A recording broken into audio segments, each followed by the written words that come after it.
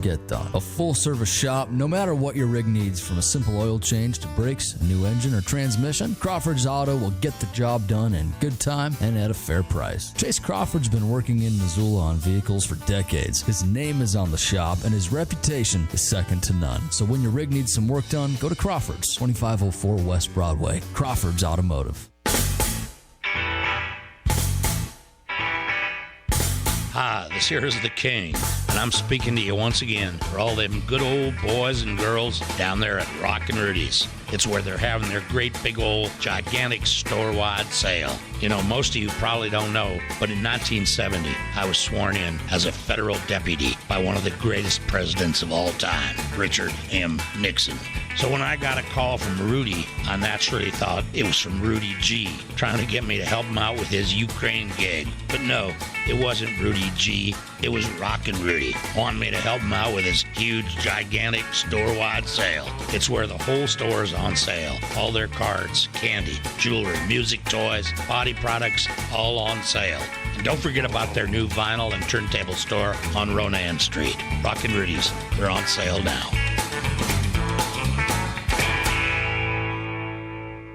Here's to you, the intrepid explorers, driven doers, and off-road adrenaline addicts. Thanks for making Polaris America's best-selling off-road brand. It's time to celebrate with great deals on the world's biggest and best off-road lineup. Live life wide open in a high-performance RZR. Tackle anything from mountains to mud holes on a legendary Sportsman ATV. Get more done with a hard-working Ranger, or elevate your adventure in a versatile Polaris General. Now's the time to find your perfect ride, with financing as low as 3.99% APR for 36 months and savings up to $3,500 during the Polaris New Year's sales event at Kurtz Polaris, 2904 West Broadway in Missoula and Highway 83 in Sealy. The mountains are full of snow, and Kurtz has all the best machines, apparel, and accessories to take full advantage of the season. Online at KurtzPolaris.com, the most fun you can have in snow. Kurtz Polaris, winter awaits. Offers valid in U.S. through 2/29/20 on new 2016 through 2020 vehicles. Subject to credit approval. Offers vary by model. See dealer for details. Always wear a helmet. Never drink and ride. Dr. Hardy from NWPSA is here with me. Dr. Hardy, it seems like every day there is some new therapy or procedure for folks looking to improve their confidence and appearance. What is your process for choosing what you will offer your patients? One of the most important things to remember about plastic surgery and skin therapies is that the latest isn't always the greatest. In our practice, we let science and safety speak, so we educate ourselves on every new technology and procedure and only bring in what we feel can give safe and effective results to our patients. Well, that's what it's all about. How does a patient go about choosing what is right for their needs? Each patient will have an extensive consultation where we discuss their short and long-term goals. Patients can feel secure in knowing that we have the experience to guide them to the treatments that'll be the most effective in helping them reach these goals in a safe and confidential environment. Contact Northwest Plastic Surgery Associates, NWPSA.com, or call 728-3811. ESPN Radio for Western Montana, KKVU HD3 Stevensville, and 102.9 FM on K275BS Missoula. It's 4 o'clock. Welcome to Tutel and Nuanez, Montana's only statewide sports talk show. Broadcast on 102.9 ESPN Radio for Western Montana and across the state on SWX Television. I like football! Now, sports talk from Montana for Montana. Live from the Kurtz Polaris studio, here is Ryan Tutel and Coulter Nuanez.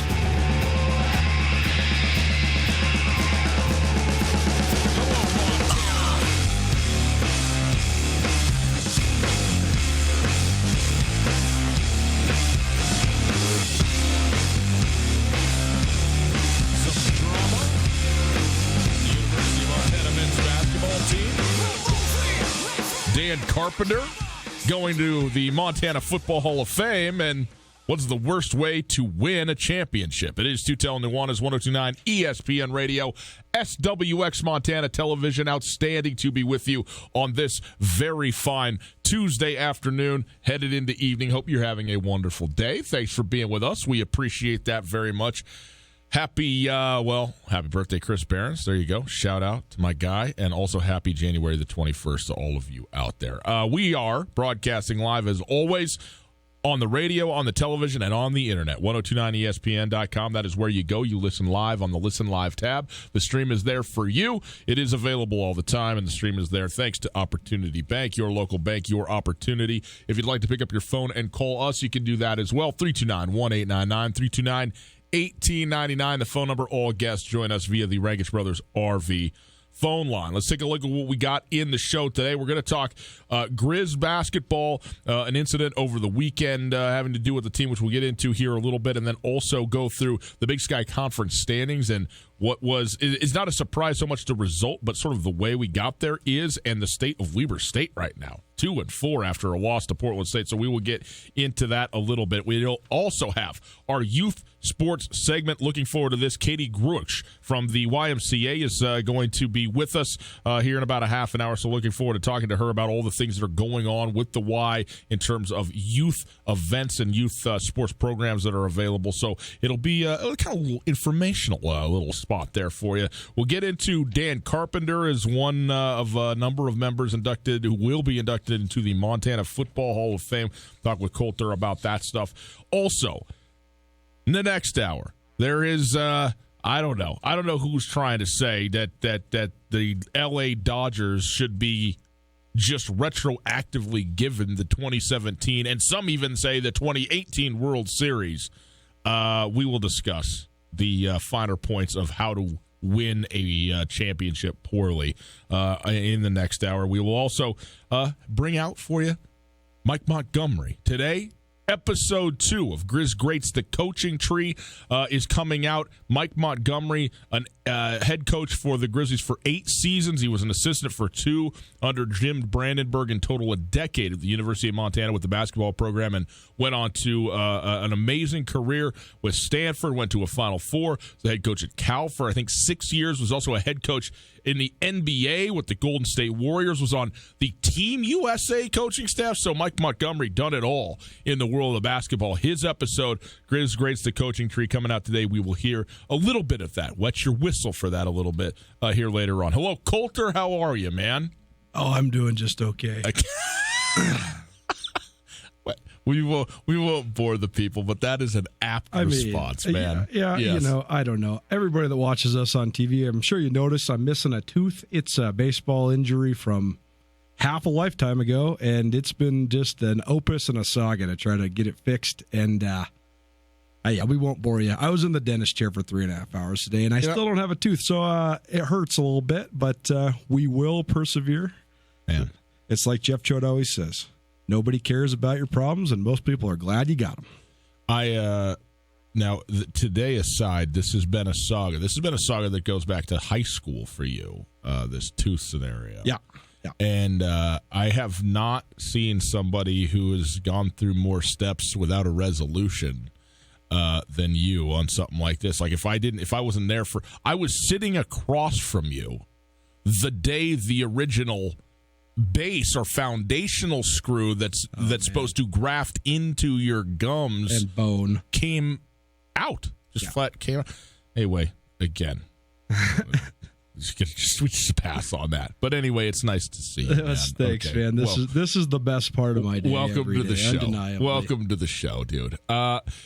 Coulter, let's get into a few things. There was some news made over the weekend, and not the kind of news that you want to have for the University of Montana men's basketball program, but Jordan Gregory, who was an outstanding player, an all-conference player for the Montana Grizzlies, and then went on to play professionally overseas for a couple of years and has been in basketball for a while. His first year back at the University of Montana as a grad assistant for Travis DeCure's staff, was arrested for an aggravated DUI over the weekend, the wee hours Saturday night going into Sunday morning, and posted bail and is now awaiting to find out sort of the disciplinary side of this thing from the University of Montana. Kent Haslam, who is the athletic director, said we are aware of the incident involving Jordan. He is still a graduate assistant with the basketball program, but will not be with them this week when they play at Idaho State and Weber State. What happens beyond that is still to be decided. This is sort of an interesting deal, Coulter, because if this was a player, this would have direct ramifications to what's happening on the floor, and also the university has they have like level 1, 2, and 3 violations that are a part of the university's student athlete code of conduct, and Jordan Gregory is not a student athlete any longer. He's also, not strictly speaking, a member of the coaching staff, a grad assistant. He's in school, and he's helping out with the team. This is like the very bottom rung of coaching, where you go in and you cut your teeth and you do whatever odd jobs need to get done and so forth and so on. And so he is directly associated with the team. He is on the bench during games, and he's obviously, as a player, a very well-known guy in that respect, having played at the University of Montana.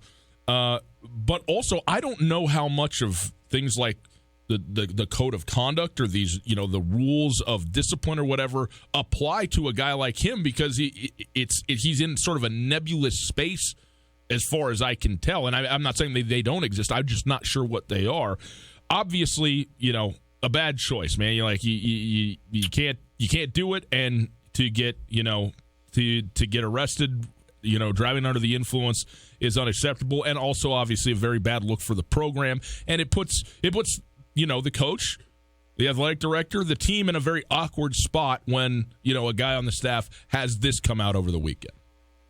Yeah, and I think that this was first reported by MTN Sports. Kyle Hansen, MTN Sports, was the first to report this. We just have to tread lightly, because there's still a lot of information that needs to come out. So from the report on MontanaSports.com, as well as the initial findings that I've seen in terms of what was in the police report, there's multiple different ways you can get an aggravated DUI. You blow twice the legal limit, and blood alcohol content is registered at twice the legal limit of 0.08. Or if you deny a breathalyzer, if you don't take one, a lot of times you can get charged with, but that doesn't necessarily mean you're convicted of an aggravated DUI. Right. The other thing is, in Montana, if you decline a breathalyzer test, you're getting arrested and you're going to jail. But again, that does not actually prove your guilt of driving under the influence. Oftentimes your license is suspended immediately, but you can, if you in fact believe that you were not intoxicated, you can get your license back. So there's just a lot of different things that could go on. Right. I like to treat this stuff that you're innocent until proven guilty. So even if you're charged with a crime by a police officer, you're not guilty of that crime until you are convicted of said crime in the court of law. I think general protocol for for police officers is you put together all of the things that might be chargeable offenses, right? And then they're there, and then they start to come away, because you can't sort of retroactively usually charge somebody for something, obviously, unless you were to find something else, but that usually wouldn't apply in something like this. So you're right. I mean, when you see aggravated DUI, which is worse than DUI, sure, but we don't know if in fact that is what it is as of yet. The report has no BAC, has no blood alcohol content reported, so that indicates to me that there was no breathalyzer test given. If you take a breathalyzer test and you blow twice the legal limit, even though you haven't officially been convicted of the crime, that evidence is going to convict you of the crime. In this case, it seems to me as if there isn't that portion of the evidence. So there remains to be seen what happens. And like you said, the code of conduct, I'm not sure it applies to a non-student athlete. He's just a student who works at the athletic department. So maybe there's a separate code of conduct for some sort of employee, but he's also not directly employed by the school. He's likely probably getting a fee waiver and is a graduate assistant. So who knows where this falls. To me, though, when I like... We talked about this quite extensively this morning. When is it news? And I think that there's been some media outlets in this town that have sensationalized and piled on, and a lot of times the Grizz or former Grizz moniker sticks with guys for a long time. But then how long is it reputable that you are in the news for some sort of personal misstep like this? I don't know. I think there's a lot of gray area. I think it's a really long conversation that we could have, but I think that the way that I always try to report and analyze these stories is what is the direct effect on the athletic side of this, because we cover sports. And so, like you said, if this was a player that was playing on the team, the news hook to me would not necessarily be what he did to get in trouble, but what the ramifications of the trouble that person got into are. Will he be suspended? And then going forward, how will that affect the performance of a team? It's the same thing with coaches. If there was a coach that got in this specific situation, it's a story because of the money element of it. You're getting paid through the university, which is a public university, taxpayer money. So the news hook to me is the money and the performance of the teams. This is a different analysis because to me, this is just, it's a bad piece of publicity for the program. But in terms of the way it affects the actual day-to-day actions, I'm not really sure. I mean, it's someone in your organization, so it's not necessarily good for morale.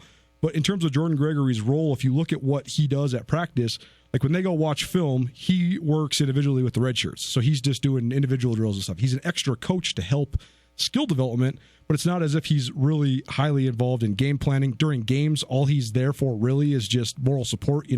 Maybe he gives a guard a tip, here's something I'm seeing, but it's not as if he's on the board or helping Travis with timeouts or anything like that. So in terms of the actual sports element of this, inconsequential to me, largely. Yeah. It's more just the publicity of it, but I think that the conversation goes a lot deeper than the transgression that Jordan Gregory may or may not have committed. It's more, where do we fall in the sensationalizing of transgressions by athletes, but more specifically former athletes? It's Tutel Nuanez, 102.9 ESPN Radio. Right. I mean, it's a sports show. It's not even quote unquote just a news show. So I think obviously we are talking about it and should. But first of all, on the sports side of things, I want to focus on that for a moment. In terms of a negative effect of direct from a directly basketball standpoint, I think this is at or very near zero for the University of Montana. Totally. The one thing, though, is this is still a guy who's around the program all the time, and I don't think it's a quote-unquote morale thing. Sure. But it's a bad example. Certainly it's a bad example. But again, also, we don't really know the specifics of what actually went down. There could be a scenario where no crime was actually committed. I don't know. But at the end of the day, it is a piece of news that's in the news that we are talking about that's not in a great light. Well, okay. But here's the thing is, as far as distraction goes, I mean, when you're talking about kids and who knows, the relationships that you develop with certain people who are around, whether it's the head coach, assistant coach, grad assistants, and so forth and so on, is that something that, you're able to sort of reset as a basketball team and go, okay, well, that's what it is. I guess it's going to resolve itself. And generally speaking, I don't really believe in distractions when it comes to teams all that much. Because usually distractions, when people and us in the media talk about distractions, it's not related at all to the team. It's usually about, maybe it's a relationship that's going on. Maybe it's a financial situation that's going on for the person individually. Maybe it's a guy's contract, with a team at the professional level or something like that we always talk about. And I think that is just nothing. It's not there. This, though, is like there's all of a sudden on this trip a seat on the bus that isn't being sat in. There's the guy who was there who was, helping out with the team that isn't there now, and it's not good that he isn't there. Like the reason that he's not there is there. And it's also public, man. Like it's out there. Yep. It's not just a thing that happened. It's a thing that happened that now everybody basically that cares about or is interested in Montana men's basketball knows about. And the players don't have to answer for this, of course, or anything like that, but yet it's still there as sort of this unspoken backdrop when it comes time to play for a game or two. This isn't something that then lingers throughout the rest of the year or anything like that, but I do think that there's potential for that to have some effect. The thing that I battle with, and I'm not trying to justify any sort of bad action, I'm not trying to condone any sort of drunk driving. Again, I don't think we know the full details of what happened, and I'm not trying to explain them until I see the official police report and I can go through the entire thing. But the thing that I battle with is exploiting somebody who made a mistake or exploiting any person, period, because of a perceived or real level of quote-unquote fame. In other words, Jordan Gregory's not the only grad assistant on the University of Montana men's basketball team. He is the only graduate assistant at UM that scored almost 1,300 points in his career and was a star player and was a first-team All-League performer. He's famous, quote-unquote, in this town because of a lot of positive things that he's done. And we've had Jordan in the studio. He's a great guy, and I really hope that no matter what the real situation is, that it all works out. But I guess what I'm saying is, would we be leading our radio show with any of the other graduate assistants getting a DUI? And that's what I battle with, is just the exploitation of someone because of their level of fame. But that's also part of it. When you're a public figure, the more you're in the public eye, the more scrutiny you're going to receive. It's just an interesting dilemma, right? Like, say somebody from the Grizz. I just think that a lot of times there's a lot of news organizations that use an affiliation or a former affiliation to get you hooked. In other words, if a guy that played for the Grizz like 12 years ago that still was in town got a DUI, would it be exploitative to lead the story with the fact that he once played for the Grizz? Well, look, man, I understand what you're saying. I guess it comes down to what defines you. I totally understand what you're saying, and yet, I mean, that's the reality of it. I mean, you're talking about like famous, not famous, whatever. Like, at some point, at the point that you've played Division I college athletics, sure, you have gained a level of notoriety that is basically always there, regardless of where you played or who you played for. Obviously, if you played for Florida or Florida State, it's a much higher profile than if you played for Miami of Ohio, but not in Miami in Ohio. It's sure not. And so I guess the point is like that is the part of what goes along with it. And I don't find this at all to be exploitative. I find this to be a reality of a thing that has transpired over the weekend, and it happened to somebody who, and we would, like, if there was another grad assistant who this happened to, it would be a talking point. Would it lead or not? I don't know, but also that to me is simply tied to the fact of the level of notoriety that the individual has, and that, again, isn't us trying to, like, or the media or whatever, trying to make a big splash. It's a reality of lots of people know who particular people are in a town or in a school or whatever it might be. And so then that becomes, in virtue of that, something that people are more interested in. Yeah, I mean, I guess I would draw the line on the fact that he's associated with the program. I think that's what makes it news, because he's part of a team right now. But it is more news that it's him and not a different grad assistant. Totally. I also think that in recording this Grizz Greats podcast and talking to some of these bonus episodes, former players, mm-hmm. it's so fascinating to me the way that your reputation as an athlete can have such an influence on your life, but also when your athletic career is in the rear view, how quickly people forget, and how the guys that really become successful in life are guys that redefine themselves with a different identity. And I think that it's been fun talking to guys that were playing in front of 8,500 people at the Adams Center for Jed Heathcote and Jim Brandenburg in the 70s, but now are just, all-American dads in the community, mm-hmm. and just working guys that most people in their lives don't say, right, that's Ben Demers, a former University of Montana men's basketball player. They think of him as a dad and a part of the community. For sure. You know what I'm saying? Eric Hayes. People think of Eric Hayes way more.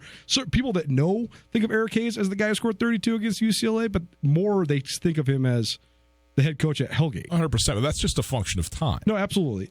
And I'm sorry to take us on a tangent on media ethics here, but I do think it's just an interesting analysis, because I do think that in this town, University of Montana is a gigantic entity. The sports programs are make you among the most visible people in the community. But I also think that there's been some media coverage that has been exploitative and really trying to eat the red meat when it's anything that's attached to Grizz athletics. And I don't necessarily want to go down the road, but I'll settle it with this. I think that, this is a scenario of a guy that's in a program, so it is something to talk about, but sure. I don't necessarily think it's something where you just beat the dead horse forever. Well, no, and we're I'm not going to sit here and spend the week on this topic or something like that, but it is certainly worth it warrants our discussion in a lot of different threads, and centrally for us here is its impact on the university basketball team and the program as such as it is, and then at some point when whatever discipline, there's already some where, Jordan Gregory is not traveling with the team this week, but whatever comes of this, when that decision is made, then that will again be something that will be, talked about and sort of reviewed. But again, as far as what does this mean to the Grizzlies playing at Idaho State on Thursday, very little to naught. That's I think our collective opinion. Tutel Nuanez, 102.9 ESPN Radio.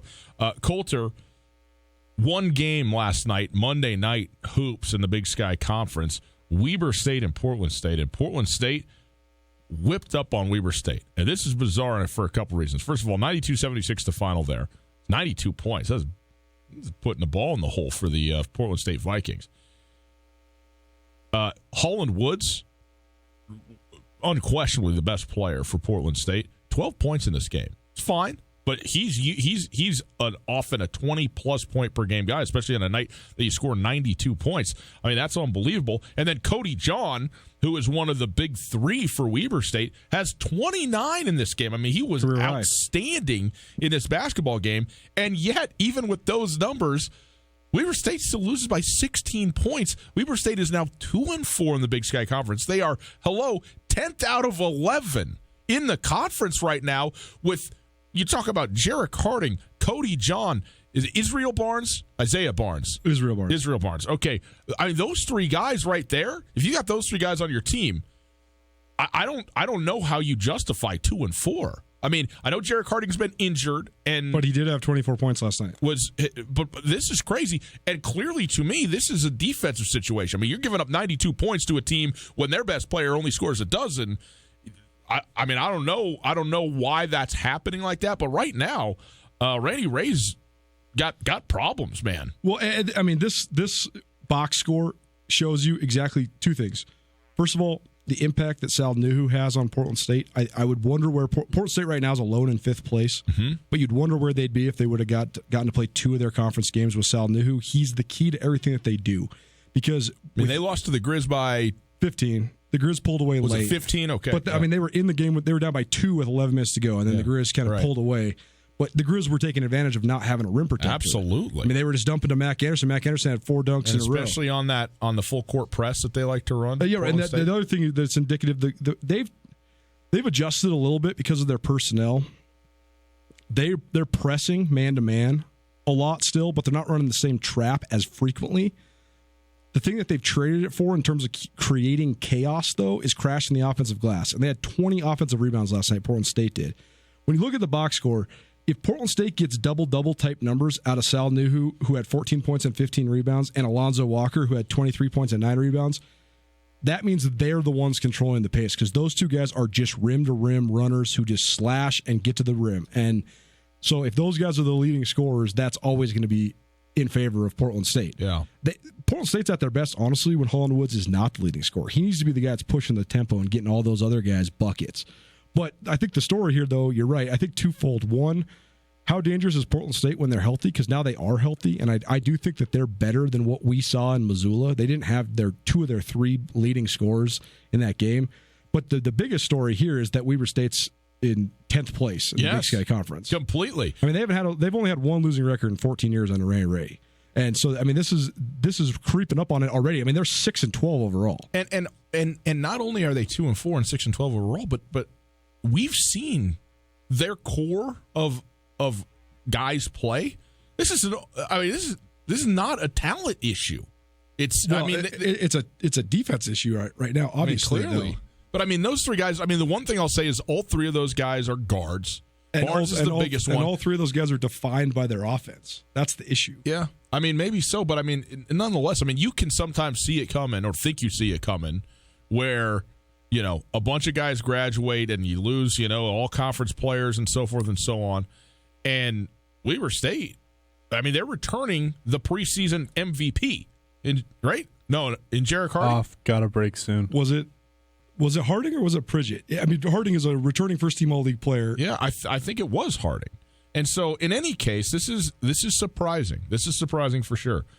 The Grizzlies 6-1 on top of the Big Sky. 3 teams: Eastern Washington, Northern Colorado, Southern Utah, alone in tied in second place at 4-2. Portland State alone in 5th at 4-4, and everybody else 3-4 or worse. 4 teams at 3-4, by the way, including Montana State.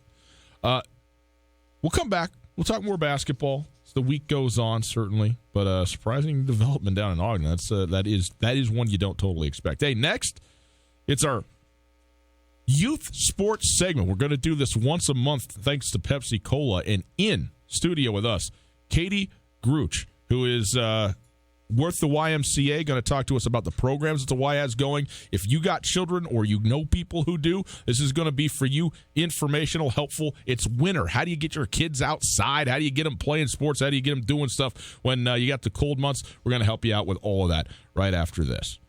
Hey, boys and girls, this weekend, you want to get outside? Speaking of, go to Lost Trail.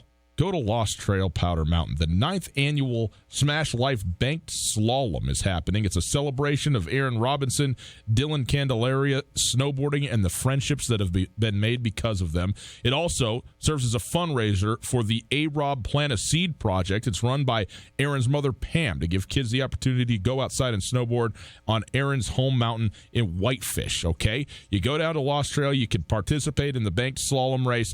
It's a ton of fun. Helmets all required, so make sure you have them when you go down there. And by the way, the winner receives a golden ticket to the very famous Baker Mountain, okay, banked slalom. So go check that out. Also, do this, okay?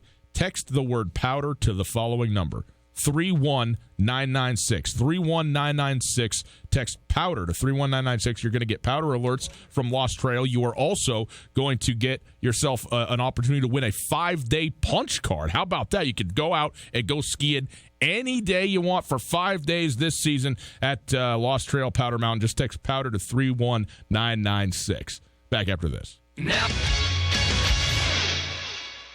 At the Montana Club, our goal is to create a menu of mouth-watering food with variety to satisfy any craving. From the garden-fresh ingredients in our salads to our succulent, perfectly grilled Montana Club Angus steaks, we take pride in every detail that goes into preparing your food. Top off your meal with a premium cocktail, wine, or microbrew. Come as you are and satisfy your craving with our home-style breakfast, lunch, and dinner at the Montana Club on Brooks and North Reserve, Missoula.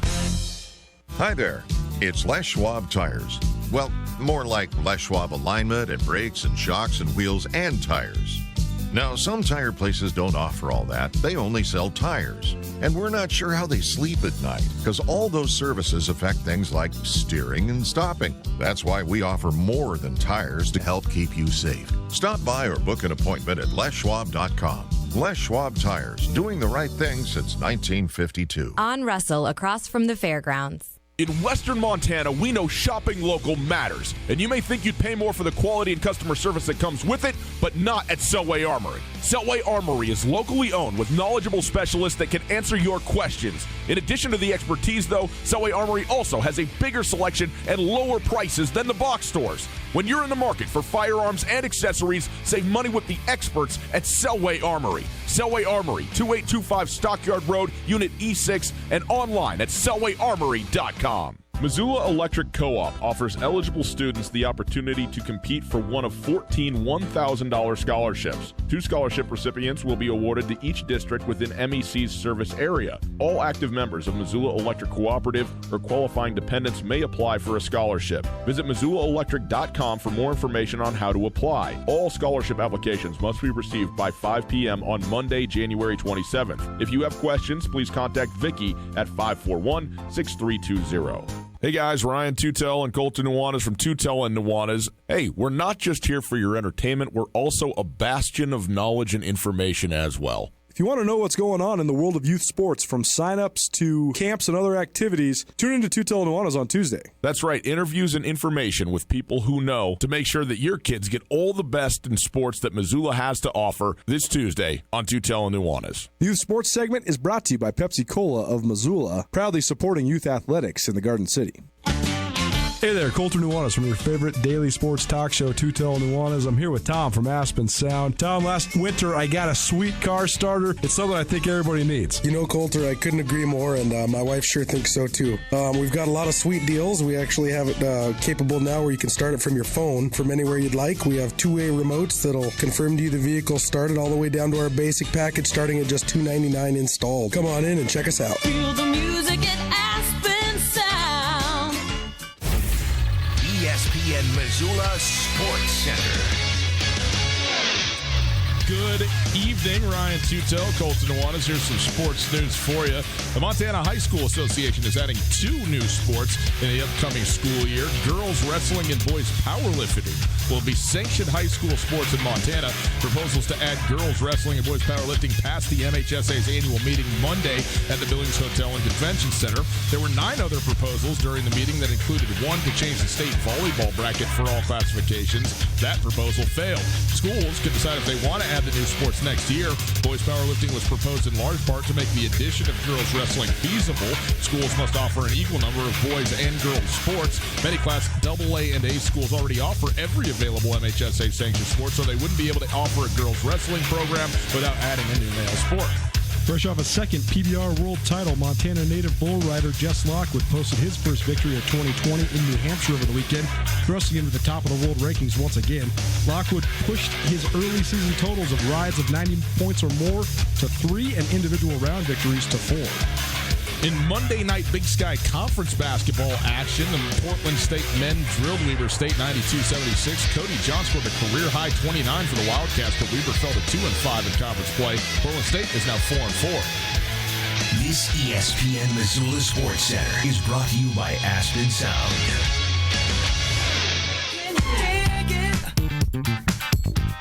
Something in the air tonight.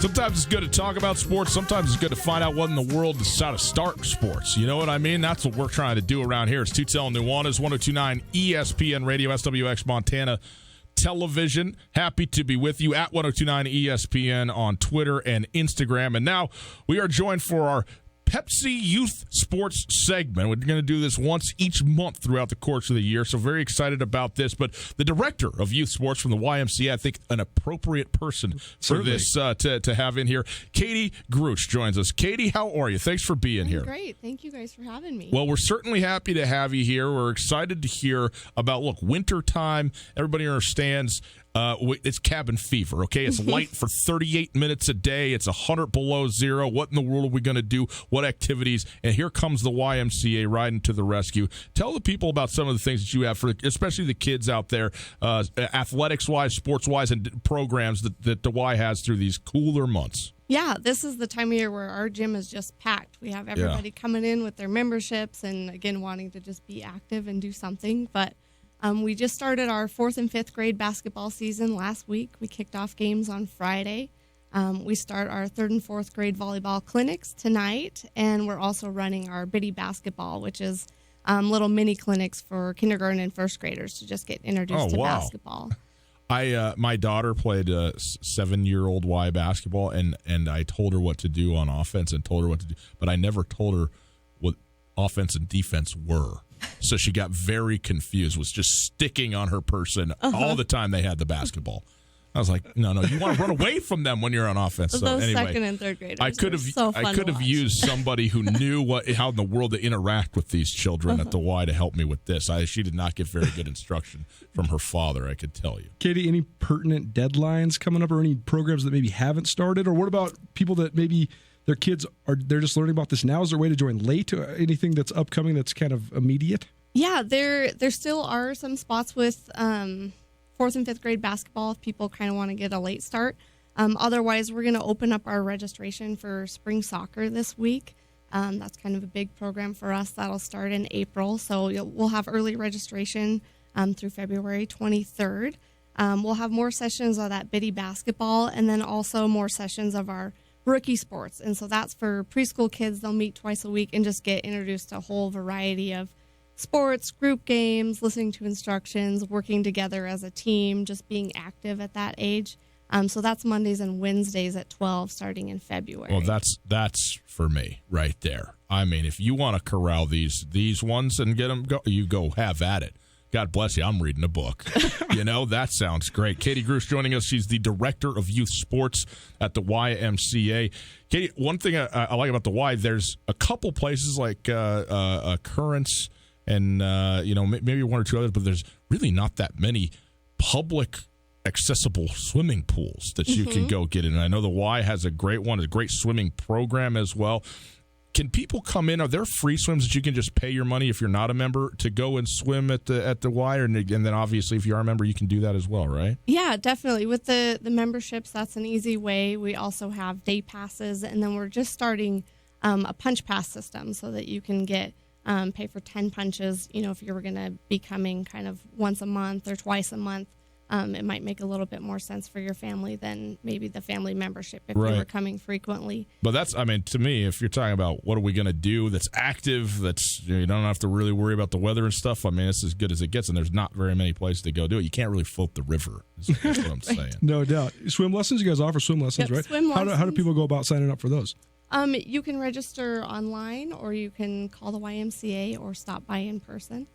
The other thing that the Y has going on, and this is, somebody's just a brilliant person over there. Probably Katie. Father-daughter Valentine's Day dance. I've been soaked out of all my money on this every year. Not from the Y, from my children who are my girls who are like, Dad, we're going, and then we're going for dessert, and then we're going out to get some more dessert, and then we're going to go have a third dessert before we go home, dressed up in all the things. It is a very fun event, though. This is not exactly sports, I understand it, but you are dancing. It's the most calories I'm going to burn in a day, for crying out loud, when Beyonce comes on and my girls are swinging from my shoulders, Yes, that's one of our favorites. That one just gets bigger and bigger every year. It's a blast to do that when you guys keep it going. Tell the people again, Katie, quickly before you go, just again, the couple registrations that are still coming up and when they need to sign up by. Yeah, so we have spring soccer coming up. If you register by February 23rd, you get our early bird discount. Okay. We have registration coming up for our 5th and 6th grade volleyball, and that's going to start mid-February. Rookie sports is going to start in February as well, and then some more bitty ball sessions. Okay. Yeah, there's a ton of them. I'm sure you can go just to the YMCA website, and it'll all be listed there for people, too, that are, and you should certainly sign up there as well. Katie, thank you so much for being here and helping us out with this, giving the people the info that they need on this, all right? Yeah, thank you, guys. You bet. The Youth Sports segment brought to us by Pepsi Cola of Montana. Pepsi, proud supporters of youth sports in and around the Missoula area. Quick break. Wrap up the hour next. Hey, it's Coulter, and I'm here with Catherine from The Advocates. If you've been in a car accident or need help dealing with the insurance companies, you should give The Advocates a call. They can tell you if you have a case right over the phone. That's right. It doesn't cost anything to call, and we'd be happy to talk to you and assess your situation. You don't want to have to deal with contacting the insurance companies and setting up a claim. We can do that for you. We take the hassle out of the process, so you can just focus on getting better. There you go, folks. If you've been injured in an accident, give The Advocates a call, 406-640-4444, or online at montanaadvocates.com. You deserve The Advocates. This is Mike Nugent with Berkshire Hathaway Home Services. Berkshire Hathaway provides Western Montana with full-time real estate professionals for you whenever you need us. Our reputation as the state's most knowledgeable and available real estate group has helped build unmatched trust in the Garden City and statewide. If you have been thinking of making a real estate move in the short or long term, give me a call. No pressure, no expectations. Just professional opinions and service at whatever pace you are comfortable with. Give me, Mike Nugent, a call today, 531-1802. And remember, every question is good to ask. No matter how far you may go, there's always one just down the road. Town Pump, ooh, pump it up. Like your seltzer drink? Town Pump's got them on sale. White Claw, Truly, and Smirnoff seltzers, 12-pack cans only $14.99. While you're there, you can grab some Old Trapper Jerky, 10 ounce for $10.99. Town Pump, right down the road. Town Pump, right down the road. Pump it up, oh yeah. Arts Missoula is seeking nominations for the 21st Annual Missoula Arts and Culture Awards. Individuals or groups may be nominated for awards in 5 categories: Cultural Ambassador, Individual Artist, Arts Educator, Business Support for the Arts, and Cultural Vision. Award winners will be honored at Arts Missoula's Annual Awards Luncheon at the Doubletree Hotel on Tuesday, April 7th. Nominations will be accepted through Wednesday, February 12th. To nominate or to purchase tickets for the 21st Annual Missoula Arts and Culture Awards, go to artsmissoula.org. This is Tom Skerritt for the Borgen Project. Each year, nearly 2 million children die from preventable diseases. Each day, 30,000 people die from hunger. 500 each hour are children. The Borgen Project is turning this around. We need your help. To learn more, go to BorgenProject.org. That's BORGEN project.org. Are you interested in putting solar panels on your roof? Do you want the latest on Montana's renewable energy policies? The Montana Renewable Energy Association is a leading voice for renewable energy education and advocacy in Montana. From community-based clean energy events to advocating at the Montana legislature, they work to ensure Montana's future is powered by the sun, wind, and earth. Find out more about MREA and join as a member by visiting montanarenewables.org or calling 406-214-9405. Tutel and Nuanez on 102.9 ESPN Radio for Missoula.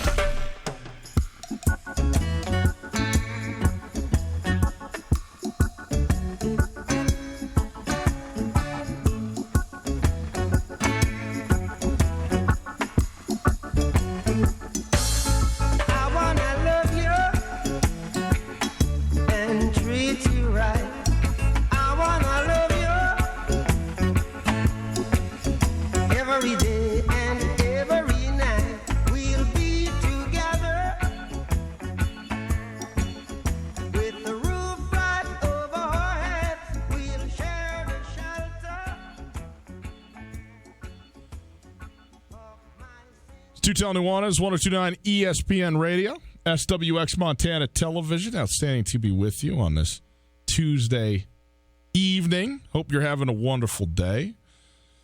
Coulter, we spent some time on the Grizz basketball program. We talked some Big Sky hoops. One game last night, again, was I don't know if it was a surprise. It just continues to be a surprise, I guess, of the poor basketball that Weber State is playing, because we're so accustomed to having them be one of the, couple three best teams in the conference, and they're sitting there at 2-4 after a 16-point loss to Portland State last night.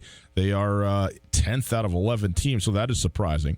We talked a little bit yesterday about Montana State. They fall to 3-4. They lost to Eastern Washington and now lost 2 straight at home, which is not great. By the way, we will have Danny Sprinkle, head coach of the Montana State men's basketball team, tomorrow on the show. But when you look at this thing, Coulter, in terms of the overall outlook of the conference, you got Montana at the top at 6-1. 3 teams tied at 4-2. 1 at 4-4, and then 4 more at 3-4. So you're talking about 8 of the 11 teams within a game of each other, basically, a game and a half of each other, and a little bit of it is unbalanced because now half the teams have played 7 games and half of them have played 6.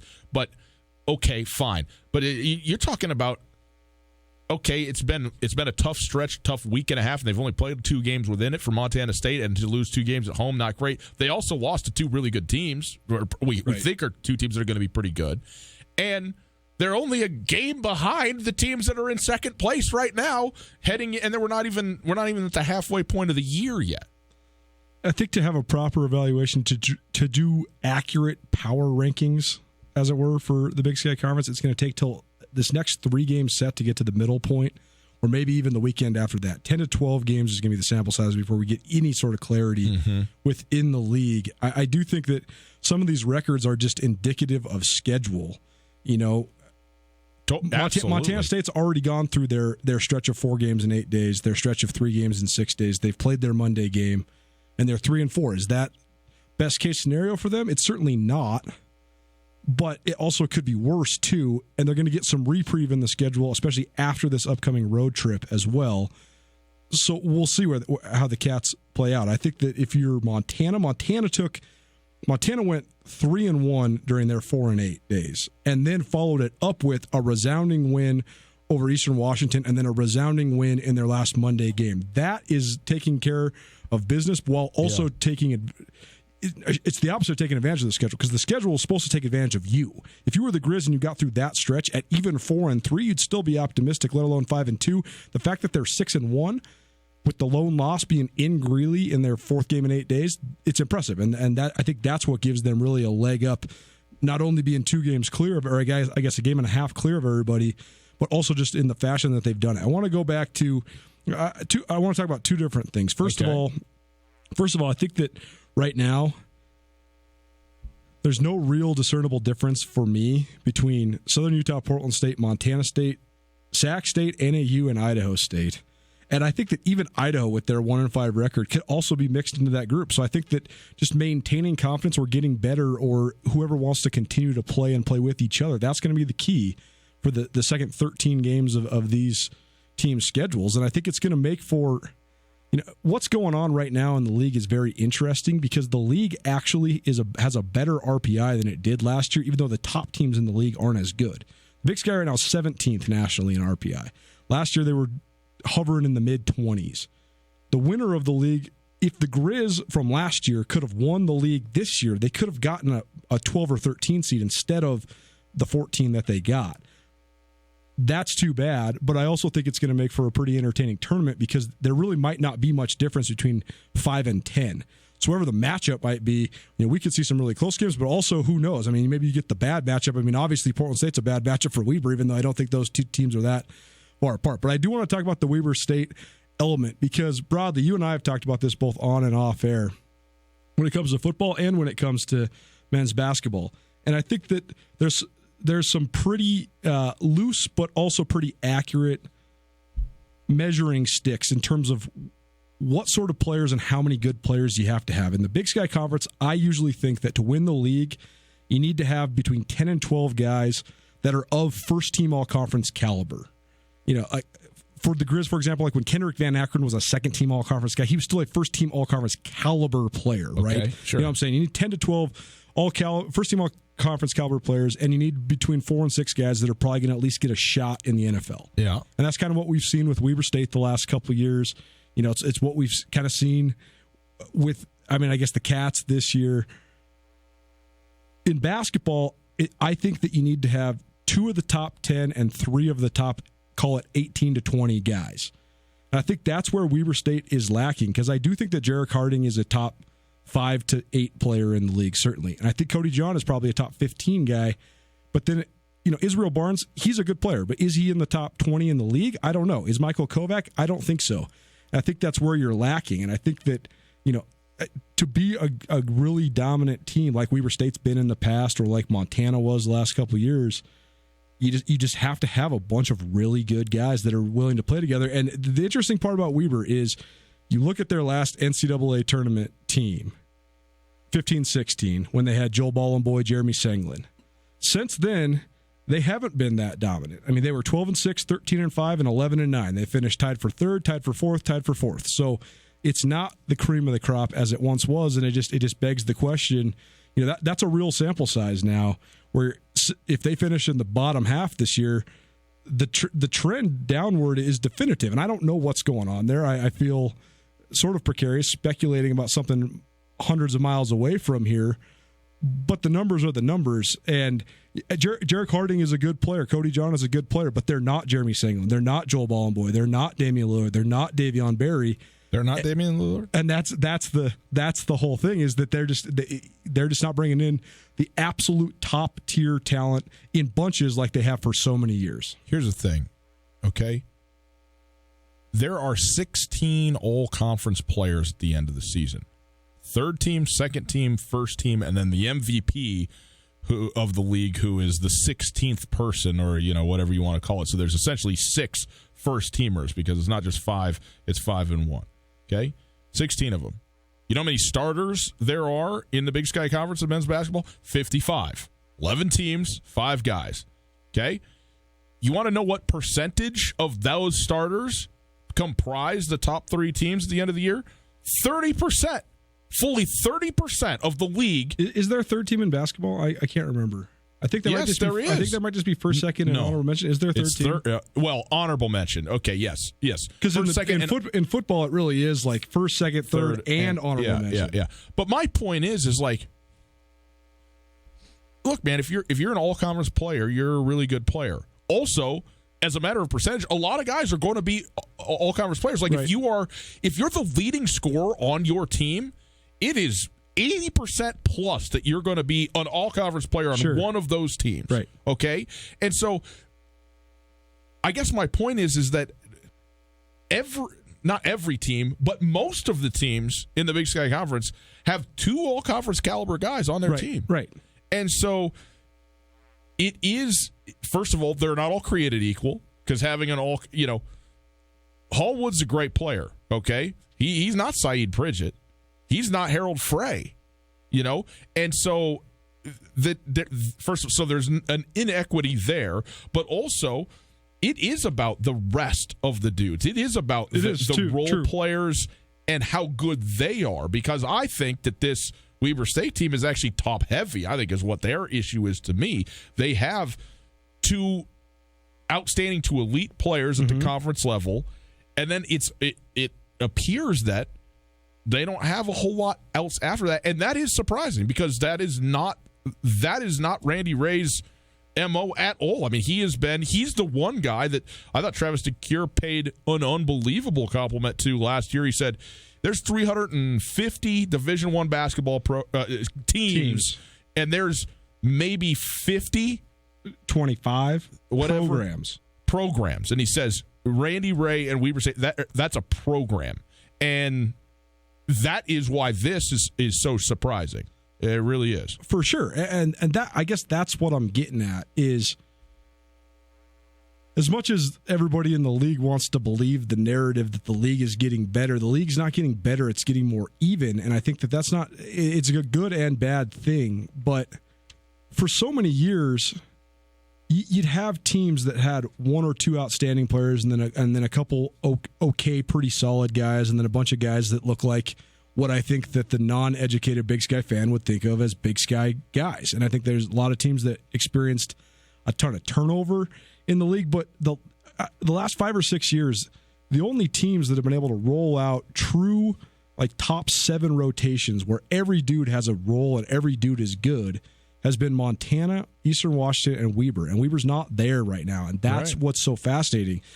I mean, again, you look at some of the great Weber teams, and they had the guys that played. Damian Lillard is a great player, but he also played with guys like Scott Banforth and Kyle Tresnick, and they had all league players in the front court, in the back court, around him as well. I guess I'm just saying that you have to be so good to be able to win this league proportionally. When you're analyzing it from the scope of the league. I mean, Jeremy Sanglin is one of the only 2,000-point scorers in league history, and you paired him with a guy that flirted with getting drafted in the NBA and is still making money playing basketball, in Joel Bollenboy.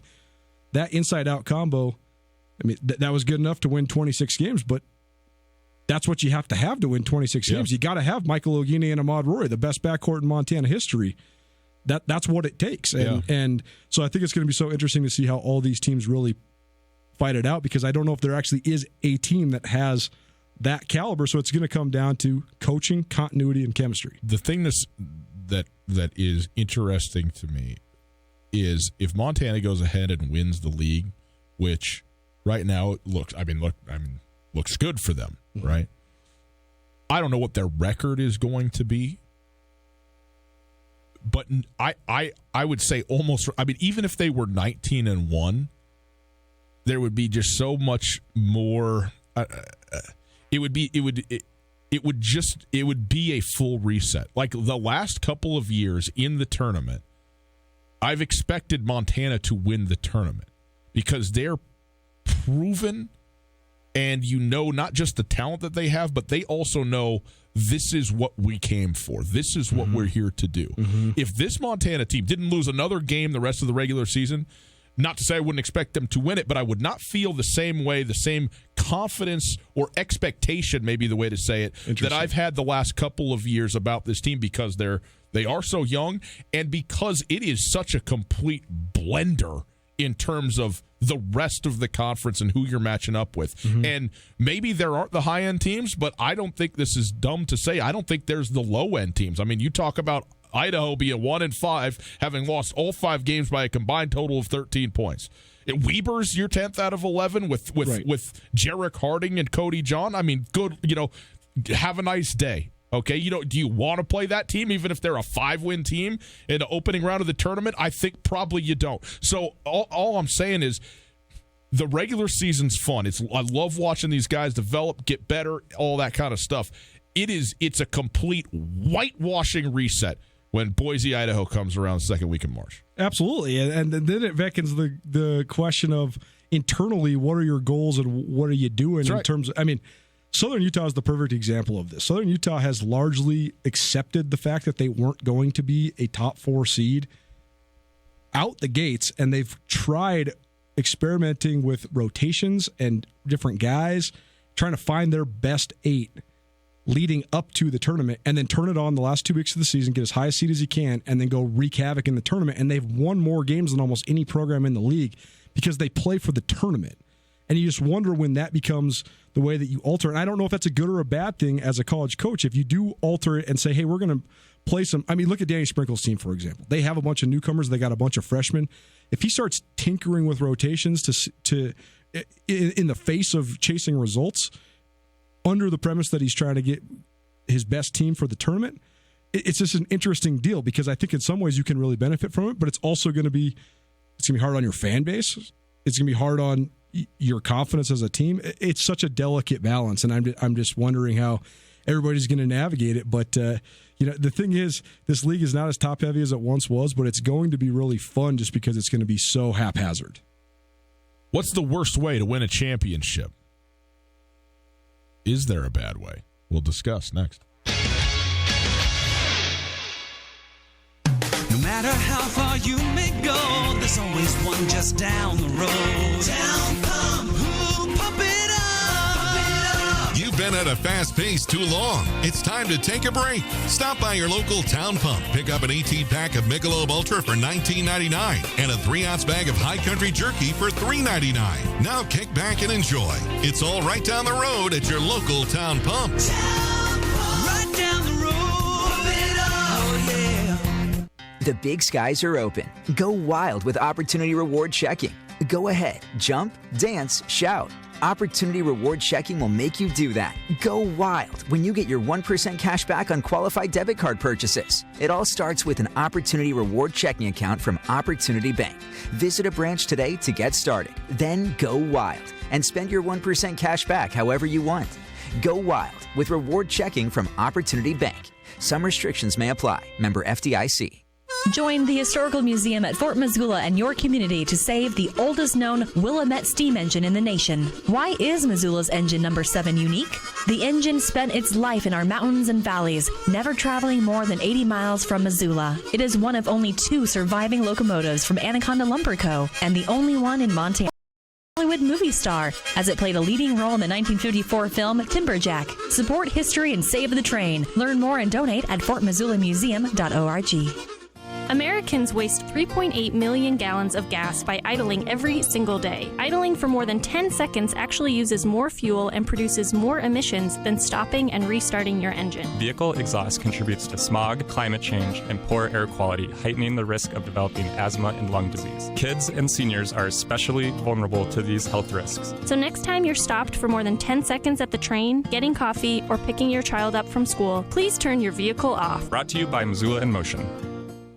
Bethel Community Church offers a free clothes closet that is open to the public each Tuesday. There are literally thousands of new and gently used items for the entire family in virtually all sizes. There's a good selection of cold weather clothing as well as casual, dress, and professional clothing, shoes, coats, and more. People are invited to take whatever they need. Call Bethel Community Church for more information at 721-2780 or visit www.bethelmissoula.com. If you are hurt or disabled, you may be entitled to benefits from an insurance company or Social Security. I'm Chris Helmer, an attorney at Clark Fork Law Offices. Our Missoula firm specializes in worker compensation, personal injury, and Social Security disability. There are many unknowns when injured or disabled. The other side is fighting hard. You should too. Call Clark Fork Law at 728-0168 for a free consultation or visit clarkforklaw.com. Again, 728-0168. ESPN Radio for Western Montana, KKVU HD3 Stevensville, and 102.9 FM on K275BS Missoula. ESPN Missoula Sports Center. The Montana High School Association is adding 2 new sports. The organization announced on Monday. Girls wrestling and boys powerlifting will be sanctioned high school sports in Montana beginning next year. Proposals to add girls wrestling and boys powerlifting were passed at the MHSA annual meetings on Monday in the Billings Hotel and Convention Center. There were 9 other proposals during the meeting, including one to change the state volleyball bracket for all classifications. That proposal, though, failed. Schools can decide if they want to add the new sport this forthcoming season. Boys powerlifting was proposed in large part to make the addition of girls wrestling feasible. Schools must offer an equal number of boys and girls sports, and many of the Class AA and A schools already offer all the available MHSA sanctioned sports, so they would need to offer another male sport to go with a girls sport. In breaking news this afternoon, Montana State running backs coach and recruiting coordinator Denarius McGee taking an analyst position with the Houston Texans of the NFL. McGee has been at Montana State as an assistant coach since 2017. Most famously, he led the Bobcats to 3 straight Big Sky titles as an All-American quarterback between 2010 and 2012. I would analyze how to not have 8 consecutive touchdowns happen to your defense. That would be how I would analyze it if I was him, but that's why I'm on the radio. This ESPN Sports Center is presented by Clark Ford Law.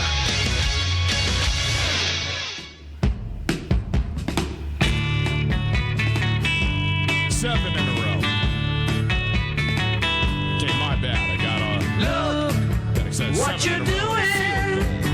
I'm feeling blue and lonely. Would it be too much to ask of you what you're doing to me? You got me running. Now from the Kurtz Polaris studio, here is Ryan Tutel and Colter Nuanez. Well, hi, boys and girls. Welcome back to hour number 2 of the big show. Broadcasting live around the state of Montana on SWX Montana television and across Western Montana on ESPN radio and across the world on the internet. You can check us out on YouTube, the Tutel Nuanez YouTube channel. I got it up here in front of me. It looks great, mostly because we're on it. You can also call if you'd like to, 329-1899, the phone number, 329-1899. All guests join us via the Rankage Brothers RV phone line. You can listen live on the stream if you so choose, 1029ESPN.com. Stream available wherever you listen. Thanks to Opportunity Bank. Opportunity Bank, your local bank, your opportunity. If you want to check out the podcast, you can get that wherever you get your podcast as well. Just search the Tutel Nuanez podcast, rate it, review it, download, subscribe, all of that. Brought to us by the Wingate by Wyndham Hotel and Blackfoot Communications. Colter, okay, we got a lot to cover here. A couple new guys, inductees into the MLB, Major League Baseball Hall of Fame. Also, Felix Hernandez maybe trying not to be done pitching. Okay, interesting. But we want to start with what is the worst way to win a championship. Now, we've been following, right, this whole fiasco of the cheating and the sign stealing with, cameras and potentially buzzers and banging on garbage cans and the whole thing. And already 3 managers or managers to be lost their job. Lunau, the general manager of the Houston Astros, lost his job. So it's been a big deal at the Major League Baseball level. And there are some who are L.A. City specifically, wanting MLB, Major League Baseball, to retroactively award the Los Angeles Dodgers the 2017 and 2018 World Series. Now, I'm not going to sit here and argue about the minutia of which year, whatever, but let's say 2017 because that's the year that they played the Houston Astros, okay, when this whole thing was supposedly at its peak or whatever. First of all, Colter, your just immediate reaction to that. Well, I think that vacated championships are the stupidest thing in the world. Right. Because it happened, and I don't really care how or why it happened. So would that be the worst way to, quote, win a World Series? No, you didn't win it. Would that be the worst way to be awarded a World Series? If they vacate the titles from the Astros, then no one won the World Series. I'm not asking you what you think should happen. I'm asking you if this is happened. That a real proposal? They're going to give the LA Dodgers a World Series trophy? This is just a group. No, they're not going to give them a World Series trophy. It's merely a talking point. What we do here is a sports talk radio show, and we look for things with which to banter about. And this is one such thing. There is no bad way to win a championship because you won a championship. This is not winning a championship, so there is... Okay, but that's the point, is then that would be a bad way to win a championship if you didn't, in fact, win it and then got the trophy and the rings and the ceremony and the parade anyway 2 years after the fact. Here's one for you, okay? The 2015 U.S. Open. Do you remember what happened there? Chambers Bay, Washington. Remind me. Jordan Spieth is tied. No, excuse me. He is down. No, he's tied. He's tied. I believe this is right. With Dustin Johnson. Yeah. He's in the clubhouse. DJ comes up 18. Has a 12-footer for birdie in the championship. Misses. And then misses the comebacker to lose it. Now, look. This has nothing to do with whether it was legit or not. 100% legit, the U.S. Open victory that Jordan Spieth got. But you don't want the guy to miss the bunny to win the thing, and you're not even on the course anymore. You know? Right. I mean, that's just one. That's an example of it actually playing out. That's a bad way to go. There have been, by the way, gold medals. You were talking about cheating and stuff like that. Who was the famous sprinter from Canada? Johnson. Ben Johnson. 979. Right? Loses his gold medal because he was, they drug tested him and then what did they do? They don't just leave the gold medal out. The gold medal goes to second place. Goes to the next person. So where are you at on that, Mr. They didn't win it on the track? Man. It's here's my thing with cheating in sports. Do it. Hear me out here though. There's been many cases throughout the 20th and 21st century of people getting caught cheating in sports. The part that I have the hardest time with is delineating between people that we know cheated, people that we know didn't cheat, and there's probably a whole bunch of people that cheated that didn't get caught. Right. That's the hardest part. If you believe the book Game of Shadows, and you believe everything that went down. I reference this all the time, but they have to have doubled their sales. Talking about Game of Shadows every other day on this show. It's honestly, in terms of my sports life, it was one of the most impactful things that's ever happened to me. I picked up that book, I read the whole thing. Barry Bonds was my favorite player, and I hated baseball when I was done with it. But then I started thinking, the number one conflict I have with all of it is we think we know for certain all these guys that took steroids. Well, in some cases we do, right? Totally. Okay. The guys that failed drug tests or guys that were wrapped up in the Balco scandal or whatever it might be. Guys who've admitted to it. The guys who admitted to it in front of Congress, denied it in front of Congress, whatever it might be. But then there's a whole bunch of other guys that weren't wrapped up in that were great players that we want to believe weren't cheating, but we actually don't really know. That's right. How many guys that were just middle-of-the-road pitchers, middle relievers for other National League West teams that were juicing, did Barry Bonds hit home runs off of? There's no way to know. Sure. But I guarantee you it happened. Of course. So then how do you, if Barry Bonds who's taking steroids, and you're saying the only reason he's hitting home runs is he's taking steroids, if he's hitting it off of guys that are taking steroids, then is that a wash? I mean, does the home run then go back to counting like a real home run? I don't know. And so that's the whole thing is Ben Johnson failed the test in 1988 at the Seoul Olympics, the Olympics in Seoul, Korea. Yeah. One of the most famous doping scandals of all time. That's right. First guy to ever break 9.8 seconds in the 100 meters. I mean, there's the famous 30 for 30 documentary, which I think is one of the great ones that they ever did. 979 with the asterisk, right? But the drugs are always ahead of the test. So when it comes to doping, what if Ben Johnson was just taking the wrong drugs, but the guys he was running against were taking drugs, they just didn't fail the test? Here's the thing. in any scenario, anywhere at all, you can create hypothetical situations and unknowns in which you could just say, we just can't possibly know. And, okay, that's fine, but that's really easy to come by. Like, you could just create a scenario in which actually the guy who took second was cheating. We just didn't know it. But we don't know. And also, maybe there's good reason to think that he was not. Right? That he, in fact, didn't get busted for drugs after taking the same drug test that Ben Johnson took. So you can talk to me all day about we don't know how many pitchers, for instance, Barry Bonds hit home runs off of who were also themselves, on steroids. Okay. But, I mean, that doesn't hold particular sway with me. All we know is what we know.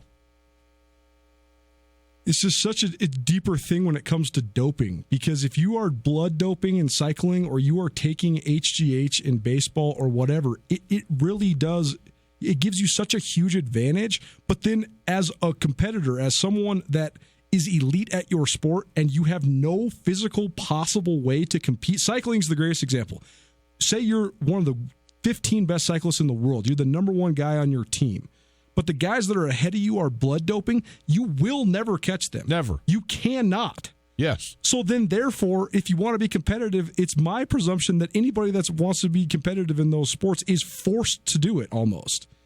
Right. So then, isn't the playing field level again if everybody's doping? Of course, but you're talking about something where we have pretty good evidence that nearly the entire field is, and there's always going to be something untoward or unethical or, unpleasant about this idea of whether, even if everybody's doing it, you're still cheating. Like, you're still doing what's against the rules. Right. And that goes against people's, consciences, ethics, or whatever, regardless of how you're doing it. And even if you took last place, but you're not the one who did it, Gio then on the so line be wants it. to That's what I'm saying. Tutel Nuanez, 102.9 ESPN Radio.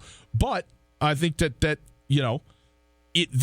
cycling thing is sort of unique because it's the only one I'm aware of where you go, well, yeah, that's all of them. Let's go to the phones real quick. Gio wants to get on board on this. Gio, what's going on? Hey, man. So I was just listening. So, it's just really interesting. We talk about cheating. Is it fair? Who do these things? And then, you brought up the Olympics with Ben Johnson. And then if you actually look at if you actually watch that documentary, Bigger, Faster, Stronger, that's on Netflix, great documentary, talks about steroids, talks about juicing, all these different things, and then it's just escaping right now. But who was awarded the gold medal after Ben Johnson was pulled? Second place person, not Sue. We'll look it up. We'll look it up. Yeah. Anyway, he was Olympic. He was our darling. Anyway, he also tested positive later, and so. But the thing is that he didn't have the advertising pushing and all these things, and so it gets to be this who was more guilty? Who was guilty first? And so all just kind of gets a little muddled, to be honest. I mean, so, and to Coulter's point is he hit if Barry Bonds hit a juice ball off of a juice pitcher, and he was doing it, is this fair? And the whole thing, honestly, just gets really muddled. Everyone, like you said, everyone's just looking for an edge, and, we want that. We want to see that pushing. We want to see those things happen. Whether it's guys lining up on the sidelines on kickoffs to, knock a guy down for getting pushed out, or, whether it's filming the sidelines, all these different things. And I guess it's just a bigger idea of that, do we want success that much at the purity of our sport, or do we just want to see home runs, big runs, and dunks? So it's interesting. It is. And you bring up a number of good points, Gio, as always. Thanks, my man. Appreciate it. And the thing to me, Coulter, is one of the things that's unique about sports is I think that one of the things that people love about sports is the quote-unquote objectivity of it. You got winners and you got losers at the end of the day. I mean, that's what you love about track and field, right? Just give me your numbers. That's it. Exactly. The thing that I think is so that I don't know why more people don't start just I don't know if you can, even if you don't like it, I think you're forced to accept it. You are never going to get to a point where you're going to have an uncontroversial decision all the time. Right. Nobody here today is arguing that the Green Bay Packers should be in the Super Bowl. Okay, that's fine. That's great in that instance. But you are always forever going to have questions, human element, whether it's refereeing decisions, whether it's trying to get an edge, what is cheating? Are we all cheating? Are only some of us cheating? And the answers are not going to be there. And it is going to be, as Gio said, muddled. I mean, it's just going to be muddled. And within the context of a thing that people want clarity on and want to know for sure, hey, this team, this person was the best. This team, this person, they were the second best. And then all of a sudden, that just all goes away. Like, the worst part of the baseball thing to me, to come full circle on this, because still doesn't bother me all that much, this sign stealing deal with the trash can and the camera. If, however, it was compromised, the what would have happened, that's significant. The one tweet I saw that really, because this didn't even register with me, even after the whole scandal broke, guys getting fired, I'm like, yeah, I don't care. The one thing I saw, and I forget who it was a fellow baseball player, though, said, I would like to tweet my apology to Clayton Kershaw for piling on when he threw yet another ball that was hit out of the park. I didn't know at the time that the guy sitting there knew what pitch was coming. And when you think about this in the context of the individual and Clayton Kershaw, who sat there and said, you know what? Everything that you guys think I am is what I am. I perish in the moment. I am not good in the postseason, and I don't have any answers for why, and I can't tell you any answers. And maybe at some points this has been true, and also maybe at other times, a guy knew that he was about to yank one out of the park on Clayton Kershaw's fastball. And if that in fact took place, that is egregious, man. That's not just about the team or whatever. That's, an individual and his reputation that has been now long-standing and got reinforced to a maximum in that moment. So that's the one thing to me where it does give me pause on this. That said, I'm going to sit here and start handing out rings to the other team. It's like the Oscars where they call up the wrong movie and now everybody got to give their golden trophy to the other group coming up here. I mean, we going to do this exchange? I don't think so. Baseball specifically, it does. So much of it comes down to the individual, and so much of what people love about baseball is being able to compare eras because the statistics are so cut and dry. But I also think that narrative has been pumped home so much that people neglect so much of the history of baseball. I guess what I'm getting at is to say that Barry Bonds had such a huge advantage in hitting all of his home runs over Babe Ruth because Babe Ruth did not have steroids at his disposal. I think that's way too broad because when Mark McGwire, this whole steroids can of worms in baseball came about because when Mark McGwire was first playing for the St. Louis Cardinals, he had a bottle of Andro sitting in his locker that everybody could see. And at this moment, Andro, which is like a pre-hormone, so people don't know what pro-hormone,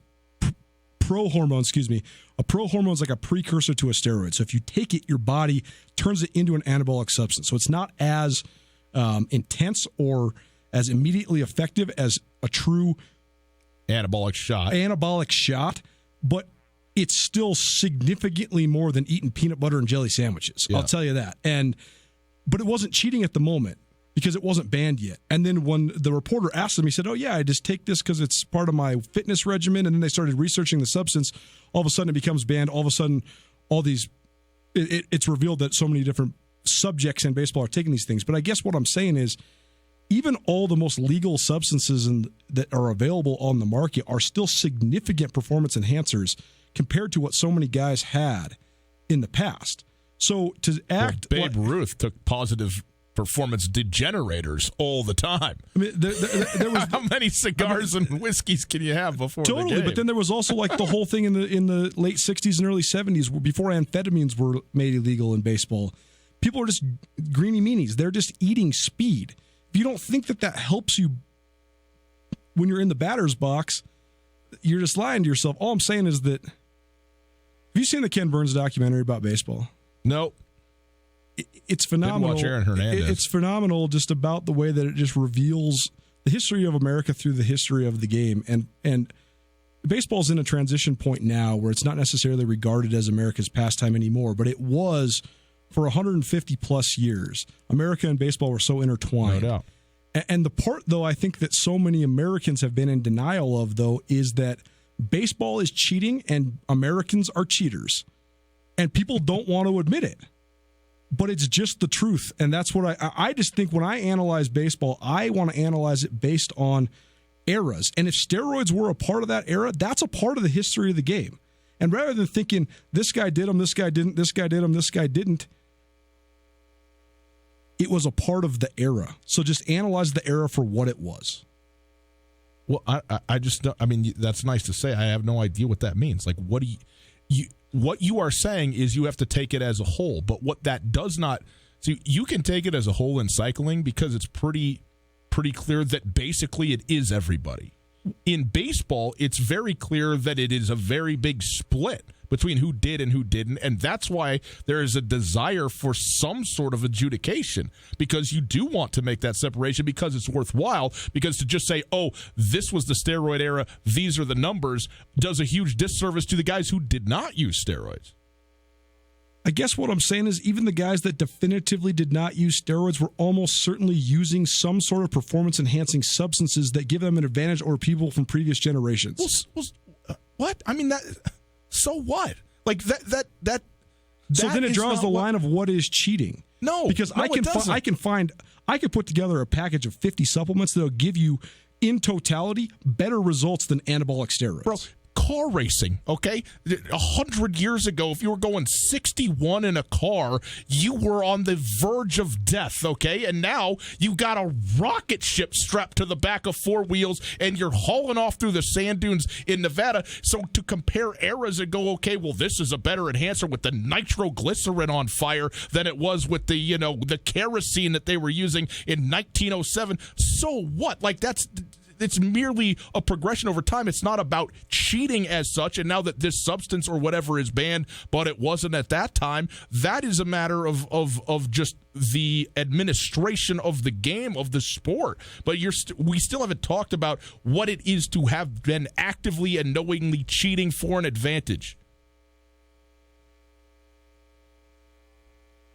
Say that you are, like Victor Conti was making substances in his labs and then giving them to athletes. Almost all these substances were new, so there was no way to actually test for them. So that's where the gray area comes about to me, is that say you, Ryan Tutel, are playing first base for the Chicago Cubs, and you start taking Sounds great. You start taking this substance that's making you Superman, but it's not banned yet. Are you cheating? Because you're performance enhancing. Right, but at what point is it cheating? No. Performance enhancing is I think where we're having a hang up here. Performance enhance all and in every way that you possibly can. Like, that's the goal, to have the most enhanced performance you can, whether that means that you're just eating fish and salad, or whether that means you are exercising every single day and not doing all the things you should do to your body or whatever. Okay. Cheating when there's a rule against it. That's right. Totally. What I'm saying is that every performance enhancer that has been infiltrated into the athletics greater scope of athletics is almost always going to be ahead of any sort of test. So if you're always trying to, you could take quote unquote performance enhancing drugs that are not illegal for all of time if you just take the newest stuff. Do you get what I'm saying? I mean, I guess so. I just don't think. I just think it's so naive to think that every professional athlete's not going to try to get the biggest advantage that they possibly can. Baseball, we have some sort of we're trying to maintain the holy nature of the history of the game. Why is there no performance enhancing drug talk about the NFL? When's the last time a guy failed a drug test for steroids? It happens like maybe 5 times a year. Or Luan did it the first 4 games of the season. Taylor Luan, right, for the Titans, yes. I guess what I'm saying is, man, you're saying that you don't care that guys are taking stuff because you just think it's across the board, and I'm saying I don't. All I'm saying is that it's not that it's necessarily across the board. It's that you can find there's just such a gray area. You have to make performance enhancement illegal if you want performance-enhancing drugs to go away, because you're always going to be able to find something that you can consume that will enhance your performance. So you're not allowed to eat food anymore. What David just said, would you agree with that? If you're breaking a specific rule, that's when it becomes cheating? Sure. Okay, so then if you continue to stay ahead of the curve, you never have to quote-unquote cheat. I mean, Say you take some sort of blood doping EPO until the day that your sport makes it illegal, and then you go and you say, what else you got for me that's not in the bylaws? Let me ask, here you're talking about testing about stuff, though. Here's my thing. Whatever the blood testing EPO is that you've taken that doesn't have a test for it doesn't mean that it's not illegal to have done it. Okay? I mean, the genetic altering, the molecular altering of your body to the good using foreign substances like drugs or blood doping or whatever is just cheating. And even if it can go undetected, then all you're doing is beating the system. But that doesn't mean you're not cheating. But that's what I'm saying. No, it isn't. Is that what is cheating if you're using things that enhance your performance on a level that you could not attain as a human? But those things are not per se illegal, then are you cheating? Yeah, if they're not. For example, the cream in the clear, the stuff that Victor Conti created, that all the baseball players were using, that was not illegal when they were using it under the baseball bylaws. So were they cheating? No. Okay, so then Barry Bonds should be in the Hall of Fame now. No, because he did cheat after it was made illegal, and they said, no, you can't do this. Okay? I mean, what your argument just was is that he in fact didn't do anything illegal when it hadn't been outlawed yet. I just don't think you're understanding what I'm saying. No, I'm understanding it perfectly. What I also all athletes are going to find all the ways that they can get an edge, regardless of. They're going to find ways to cheat without cheating. Yes, guys are going to South America and Europe to have different procedures done that aren't available in America. They're spending tons of. LeBron James has a $1 million a year food and health regiment that he's on to find every edge that he possibly can, and you should. That's the point of it, to maximize what your capabilities are. There's also laws and bylaws and various rules that govern all of this stuff, and there's new ones created all the time, and you have to abide by the ones that exist while they're there. That's it. And if you find a new banana that lets you grow a giant tricep in the middle of the Amazon jungle and it hasn't been made wrong yet, then have at it. That's it. You find the magic banana, you hit 100 home runs, it will be illegal. Did you cheat or not? First of all, it won't be illegal. It's a magic banana.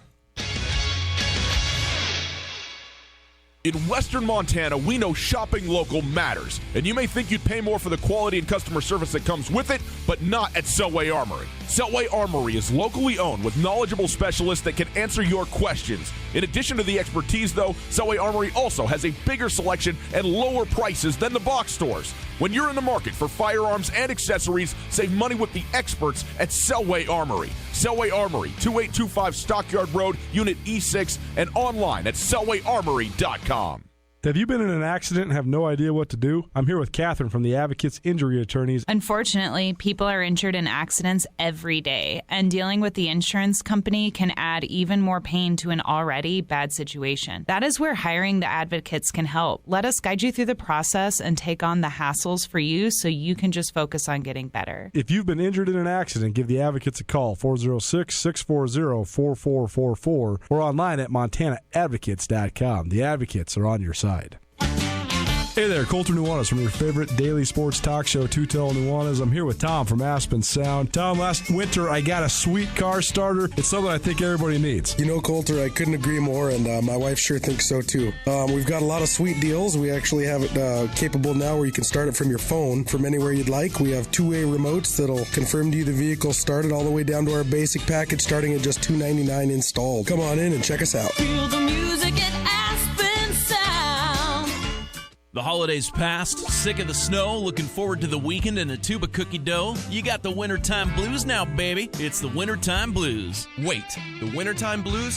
Have you not been to the Desperado? Desperado? Yeah, nightly hockey and basketball, all the NFL playoffs, the best hot wings in Missoula, plus thick, juicy burgers and beer to go around. The Despo is an oasis of happy any time of the year. Honey, get out of that rocking chair. The sun is shining at the Despo. This is Tucker Sargent, head coach of the University of Montana lacrosse team, and I want to share the game of lacrosse with everyone. Now is the time to get your son or daughter registered for lacrosse with the Missoula Lacrosse Club for the spring season. Missoula Lacrosse Club is for boys and girls ages kindergarten through 8th grade, and no experience is necessary to join. Lacrosse is fun, fast-paced, and available to anyone who wants to play. Early registration discount ends January 31st, so go to MissoulaLacrosse.org to register and learn more. Join the Historical Museum at Fort Missoula and your community to save the oldest known Willamette steam engine in the nation. Why is Missoula's engine number 7 unique? The engine spent its life in our mountains and valleys, never traveling more than 80 miles from Missoula. It is one of only 2 surviving locomotives from Anaconda Lumber Co. and the only one in Montana. It's a Hollywood movie star, as it played a leading role in the 1954 film Timberjack. Support history and save the train. Learn more and donate at fortmissoulamuseum.org. ESPN Missoula Sports Center. Good afternoon. Ryan Tutel, Colton Nuanez, 102.9 ESPN Radio. Here's some sports news for you. The Montana High School Association is adding 2 new sports to the high school schedule. Girls wrestling and boys powerlifting will be sanctioned by high school sports in Montana. The proposal to add those 2 sports was passed at the MHSA annual meeting on Monday at the Billings Hotel and Convention Center. There were 9 other proposals during the meeting, including one to change the state volleyball bracket for all classifications. That proposal failed. Schools can decide if they want to add the new sports next year. Boys powerlifting was proposed in large part to make the addition of girls wrestling feasible. Schools must offer an equal number of boys and girls sports. Many Class AA and A schools already offer every available MHSA sanctioned sport, so they wouldn't be able to offer girls wrestling without adding a new male sport. In breaking news, Montana State running backs coach Denarius McGee, who is also the Bobcat recruiting coordinator, has accepted a position with the NFL's Houston Texans. First reported by Skyline Sports, confirmed by Montana State head coach Jeff Choate this afternoon. McGee has been an assistant on Choate's staff for the last 3 seasons. He most famously was a quarterback for MSU, leading the Bobcats to the Big Sky Championship in 2010 through 2012. And finally, Monday night, Big Sky Conference action. Portland State drilled Weber State 92-76. Weber State is now just 2-5 in Big Sky play. We're on a night run. Boy, you better hold your tongue. Talking like you're coming from Kingdom Come. Rhythm and feeling the feeling of riding the sound through the ceiling. Hey, hey, never got no money, but I'm running from Tacoma. Isn't flooded, cold-blooded, no money, drunk and something low. I'm killing the moonlight with daylight. I got my X-ray eyes and I'm feeling so. Very excited. Tonight, episode 2 of Grizz Greats, The Coaching Tree, coming out. Mike Montgomery.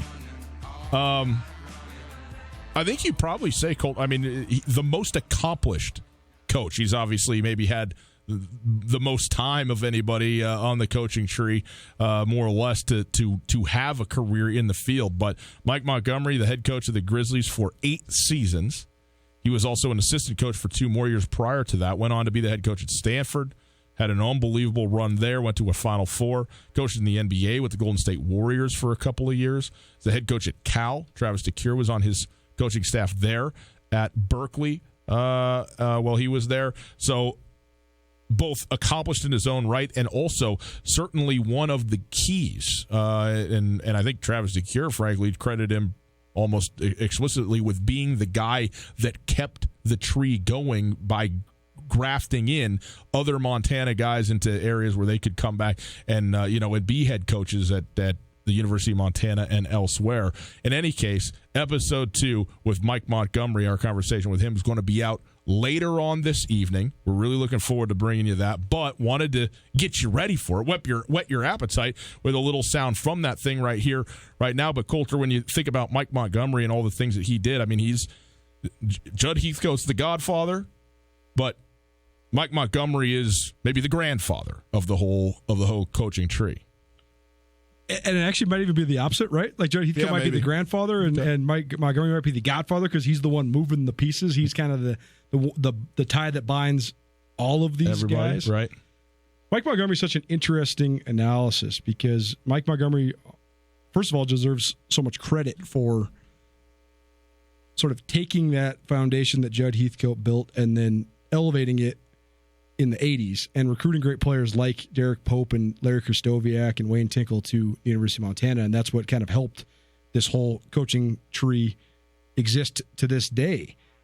Montgomery also is remembered around here as somebody that got the Grizz right to the doorstep but never could punch the door down to get to the NCAA tournament. But everybody that we talked to, I thought it was so revelatory talking to guys about how detail-oriented Mike Montgomery was. And a lot of times when we remember guys retrospectively, you take it in total. And when Mike Montgomery had Stanford rolling, and they went to, I think, 2 Final Fours. They were consistently a Sweet 16 team. They had great players, and they were a great program. But it's easy to forget that Stanford was not a great program before Mike Montgomery took it over. And sometimes, actually oftentimes in college athletics, it's the harmony between the guy and the place. And I think Mike Montgomery had good harmony here, and he's helped continue that and made this place great. But I think that his perfect job was at Stanford because of his preparation, because of his ability to get guys that wanted to grind but also could handle very, very complex scouting reports and game plans and things like that. And so it's been very cool to watch him grow, because that's what's so amazing about this whole podcast series is how almost every single one of these guys had great success here, but also had even more success at more challenging places. And that's the whole point, though. Yeah. Like Blaine Taylor always says, they're not more challenging places. They're actually less challenging than Montana, and that's why we all had success. Grizz Greats, the Coaching Tree podcast, is brought to us by Blackfoot Communications. Blackfoot is building a high-capacity fiber network to connect businesses and homes to the world. Visit goblackfoot.com for more information. It's also brought to us by our friends at Berkshire Hathaway. Mike Nugent, as well as Mike and Gary Bryan, the Bryan team, Berkshire Hathaway, they pride themselves on providing the community of Western Montana with full-time real estate professionals who are here for you whenever you need them. Their reputation as the state's most knowledgeable and available real estate group has helped them build unmatched trust in the Garden City and around the Treasure State. Mike Nugent, Mike Bryan, and Gary Bryan, all proud supporters of University of Montana men's basketball. Here you go. A couple minutes of our forthcoming podcast episode with Mike Montgomery. You told us a little bit about the Big Sky Conference and the landscape of the league in the 70s, but in the 80s, Michael Ray Richardson, obviously one of the defining figures in the Big Sky Conference. Derek Pope, another great player in Montana. But what else do you remember about the league? Who were some of the powers at the time? Who were maybe your guys' toughest games when you were the head coach of Montana? Well, Weber State, the league was really good at that time. You know, you had Reno, you had Boise, obviously, you had Idaho. And so the league was good. I mean, there were some really good teams. And I think that probably the one team that was always a constant was Montana. But, you know, Weber State, Neil McCarthy, they were very good. They were always at the top. Seemed like for a while we were always battling with Weber State. Then Don Munson got in there at Idaho, and he had a really good run. They were ranked in the top 10 at one juncture. And we seemed like we battled them. And then Sonny Allen comes in down at Reno, and, of course, they're going to be able to recruit a little different player down there than the Big Sky was used to. So it was a really good basketball league. It was hard to win, and then that trip to northern Arizona was always really, really tough. The stories trying to get up to Flagstaff in the wintertime and stuff was always kind of an adventure a little bit. But it was a good league, and now it's changed a little bit. They've added a lot of different schools in there. I see Idaho's back in there, which is good. Weber continues to be good with Randy Ray. But I would say that Reno probably was a place that, because of the nature of where that school was and the type of kids that Sonny recruited, they got to be pretty good there for a while. A couple other players that you recruited and played for you that are pertinent to this, a couple of big guys, Larry Krystkowiak and Wayne Tinkle, of course, and when you brought those guys in, first of all, what were they like as people and as players at that time? But also, were they kind of on your radar as, hey, down the line, these could be some future coaches, whether at Montana or elsewhere, that might be something that they'd end up doing? Because obviously they're tremendous basketball talents. Their careers speak for themselves. But did you see that over the course of your time with them when you were coaching them? You know, not really. I had Wayne just for a year. Wayne had a great basketball mind. You know, he big guy, great hands. But Crisco was a guy that we earmarked early on, and if people would have known how good he was or how good he was going to be, he'd been recruited by everybody in the country. As it was, Washington State, I think, gave him a look-see. Wyoming tried to recruit him a little, but he wasn't highly recruited. But when he came down and moved to Missoula, lived with his brother there, played at Sentinel High School, Bill Langless was the coach, if I'm not mistaken, at that time.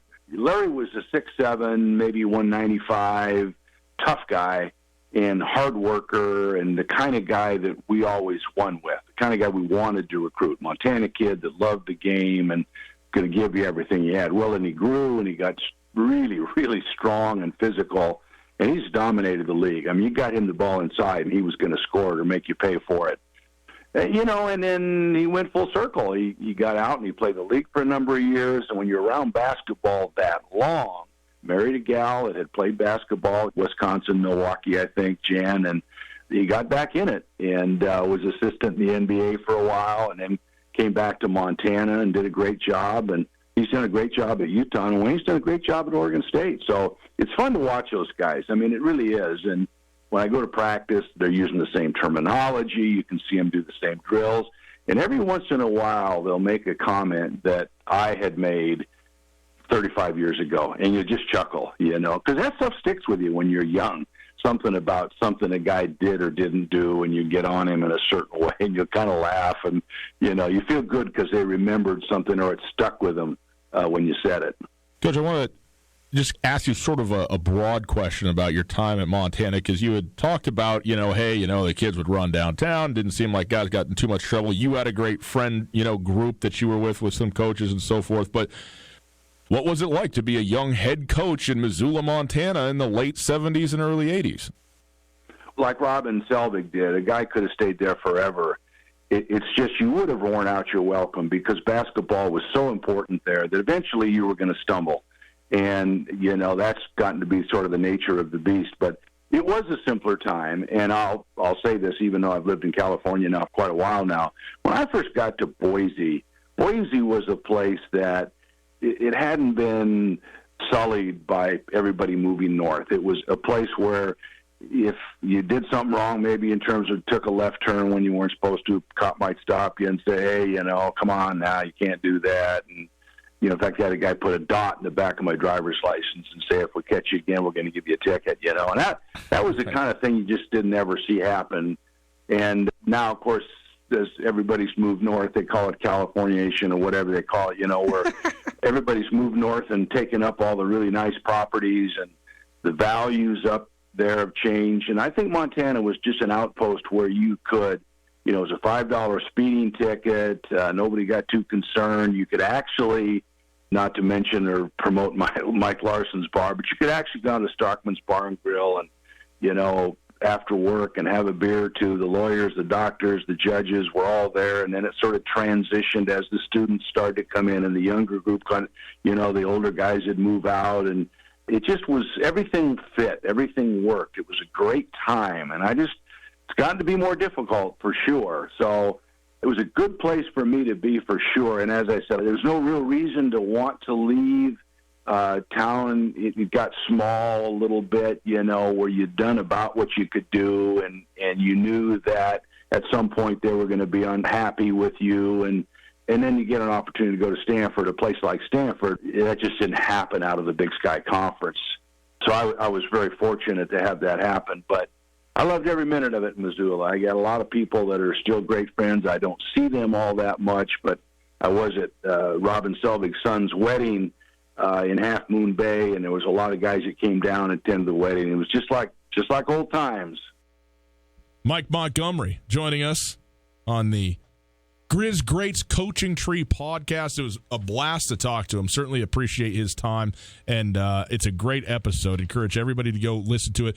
You search the Grizz Greats. Search Grizz Greats, okay? It's not going to just come up with Tootell and Nuanez necessarily. It'll be maybe in the same vicinity, but just search Grizz Greats when you're out there in your podcast landscapes, and it'll come up for you, and you listen away and enjoy it. It was a real treat to do all of these, and we are looking forward to releasing Mike Montgomery, who, again, really the godfather, perhaps, of the Montana men's basketball coaching tree. We'll also have a bonus episode for you later in the week. It is brought to us by Blackfoot Communications. Blackfoot, building a high-capacity fiber network to connect businesses and homes to the world. Go to goblackfoot.com. Visit goblackfoot.com online for more information. And if you want to buy or sell a house that's going to have fiber optics from Blackfoot in it, you might as well Use our friends in the real estate world at Berkshire Hathaway. Yeah, Berkshire Hathaway, your local real estate experts, Mike Nugent, Mike Bryan, and Gary Bryan. Very dedicated members of this community.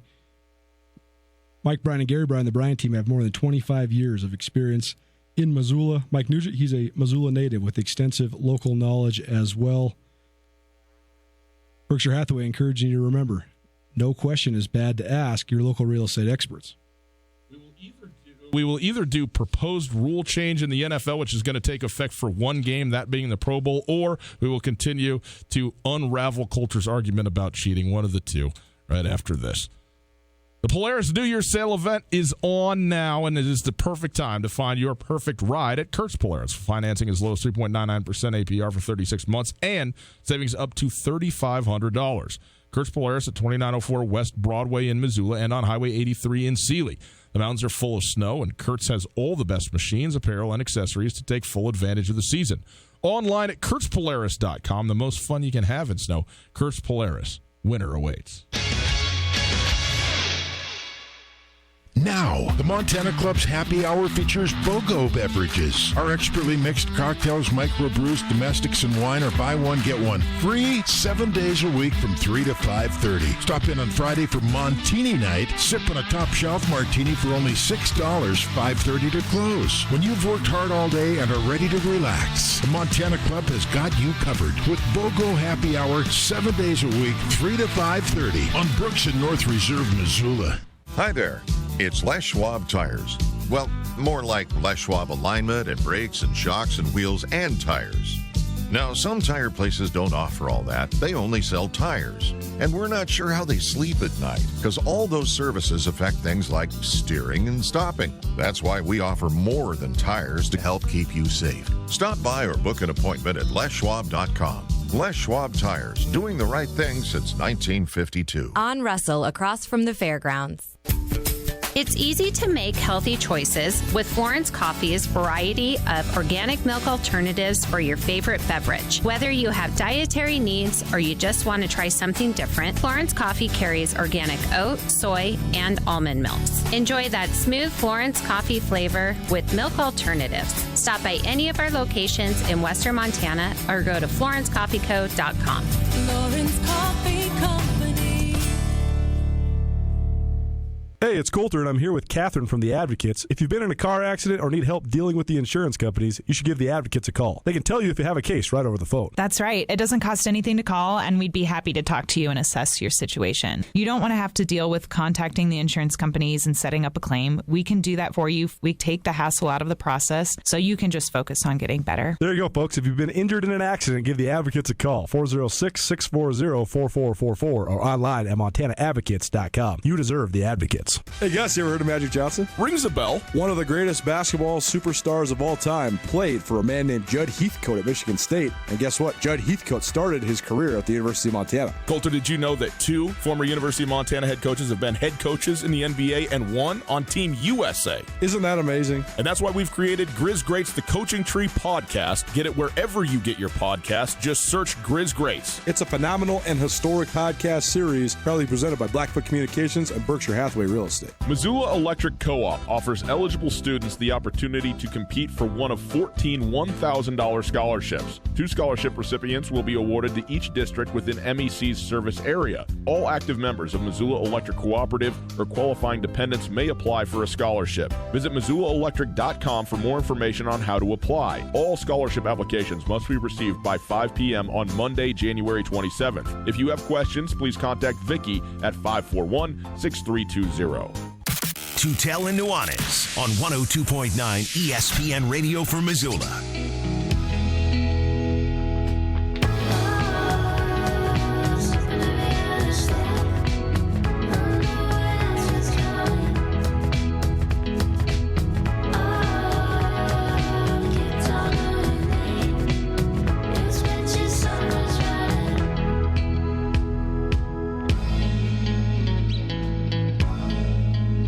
Have you seen what they're going to do at the Pro Bowl? Anything to try and get people to watch the Pro Bowl. Hi, how are you? Tutel and Nuanez, 102.9 ESPN Radio, SWX Montana Television. Great to be with you, broadcasting live across the state of Montana. If you'd like to listen to the podcast, you can do so on the favorite podcasting platform that you got. Okay, whichever one you like it, you go find it. Tutel Nuanez, it's there. Podcast available thanks to the Wingate by Wyndham Hotel and Blackfoot Communications. And remember to check out Grizz Greats, The Coaching Tree, Episode 2, out wherever you get your podcast. Just search Grizz Greats. Hear our conversation with Mike Montgomery on this second episode of this. By the way, if you subscribe to that, you don't have to search it anymore. It just, comes to you, right? That's how it works. So you can just do that. It's great as well. Coulter, there was a proposed rule change actually coming into this season that was rejected, but they're going to play with it. So the success rate of onside kicks have gone down dramatically. We were like well under 10%, right? It's like 6 or 7%, something like that, maybe 8. In any case, there is a proposal that will be sort of given a dry run in the Pro Bowl here, where after a team scores a touchdown, they have one opportunity over the course, or a field goal, have one opportunity over the course of a game to attempt a 4th and 15 from their own 35-yard line. What is effectively, it's a one play, you got to pick up 15 yards. It's not really 4th down, whatever. Okay? If they pick it up, if they get 15 yards on their one play, they get to retain possession of the football. Where? I believe they get it wherever the play ends up, and they just keep going like it's the start of a drive. If they get a first down, they feasibly have to get to midfield, 50-yard line, because they start on their own 35, 15 yards. So they get it on, at worst, the 50 or in opponent's territory? Yeah. Wow. And now, I don't know what the deal, like what if there's a defensive hold? Is it a replay of it, like a 10-yard defensive penalty? What does that do? I don't know. You only get one shot at, like, I hated this rule when I was first looking at it. Then David helped me out. He's like, well, you only get one shot at this thing in a game, so you have to pick the time that you want to try it if you want to. It's got to be any time in the fourth quarter, though?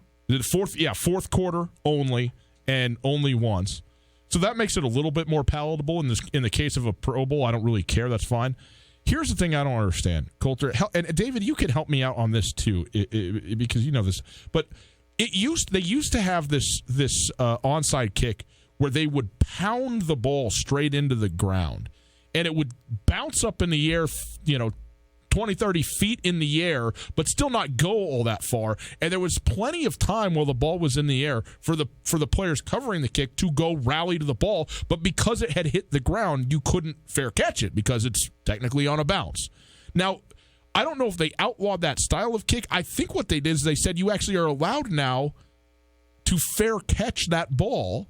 So it sort of undid what you were doing there, obviously. If you can fair catch the doggone thing, it doesn't do you any good on an onside kick.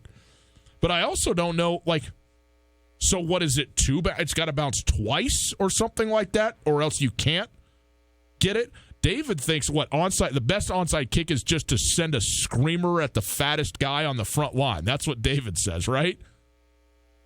That's right. Okay, good.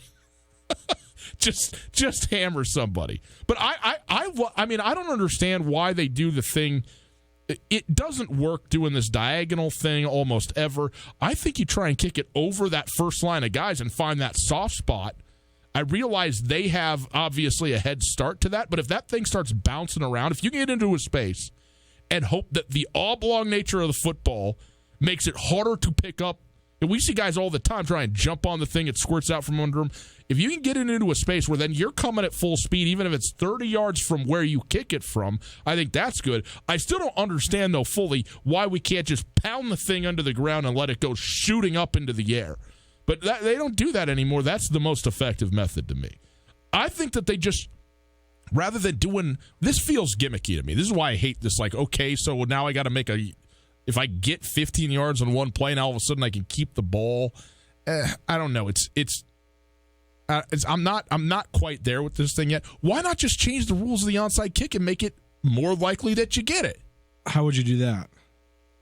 Well, like I said, if you could shorten the distance to 7 yards instead of 10. There you go. That's one good way to do it. I mean, here's the thing. A lot of the changes that have made this less effective in terms of your likelihood to get it have been under the umbrella of safety. I mean, I don't know, man. Maybe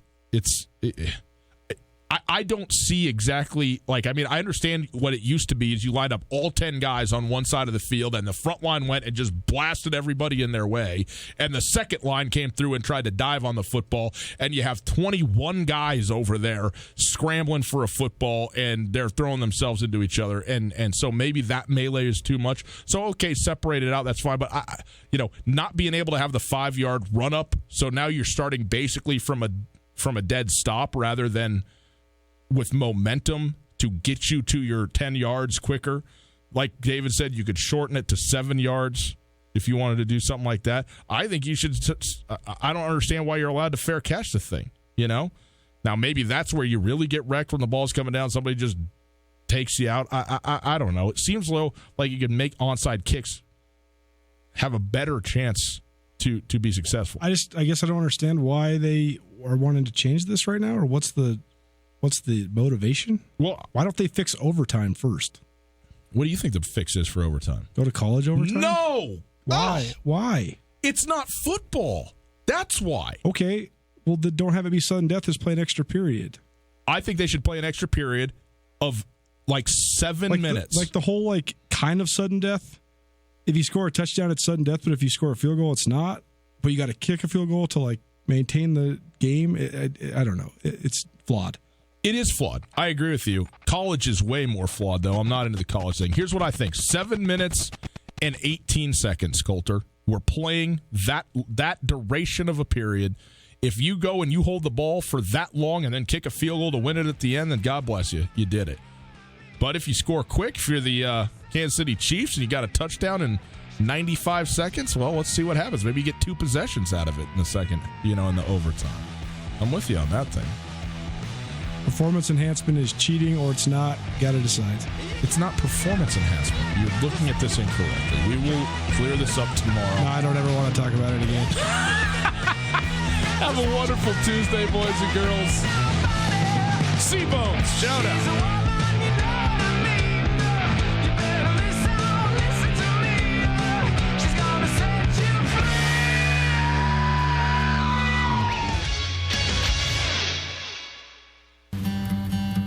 Farmer State Bank is proud to share that our customer, Phillipsburg Brewing Company, has been crafting quality, handcrafted beer since 2012. Congratulations to Nolan and Kathy Smith and the entire team at Phillipsburg Brewing Company on their award-winning brews.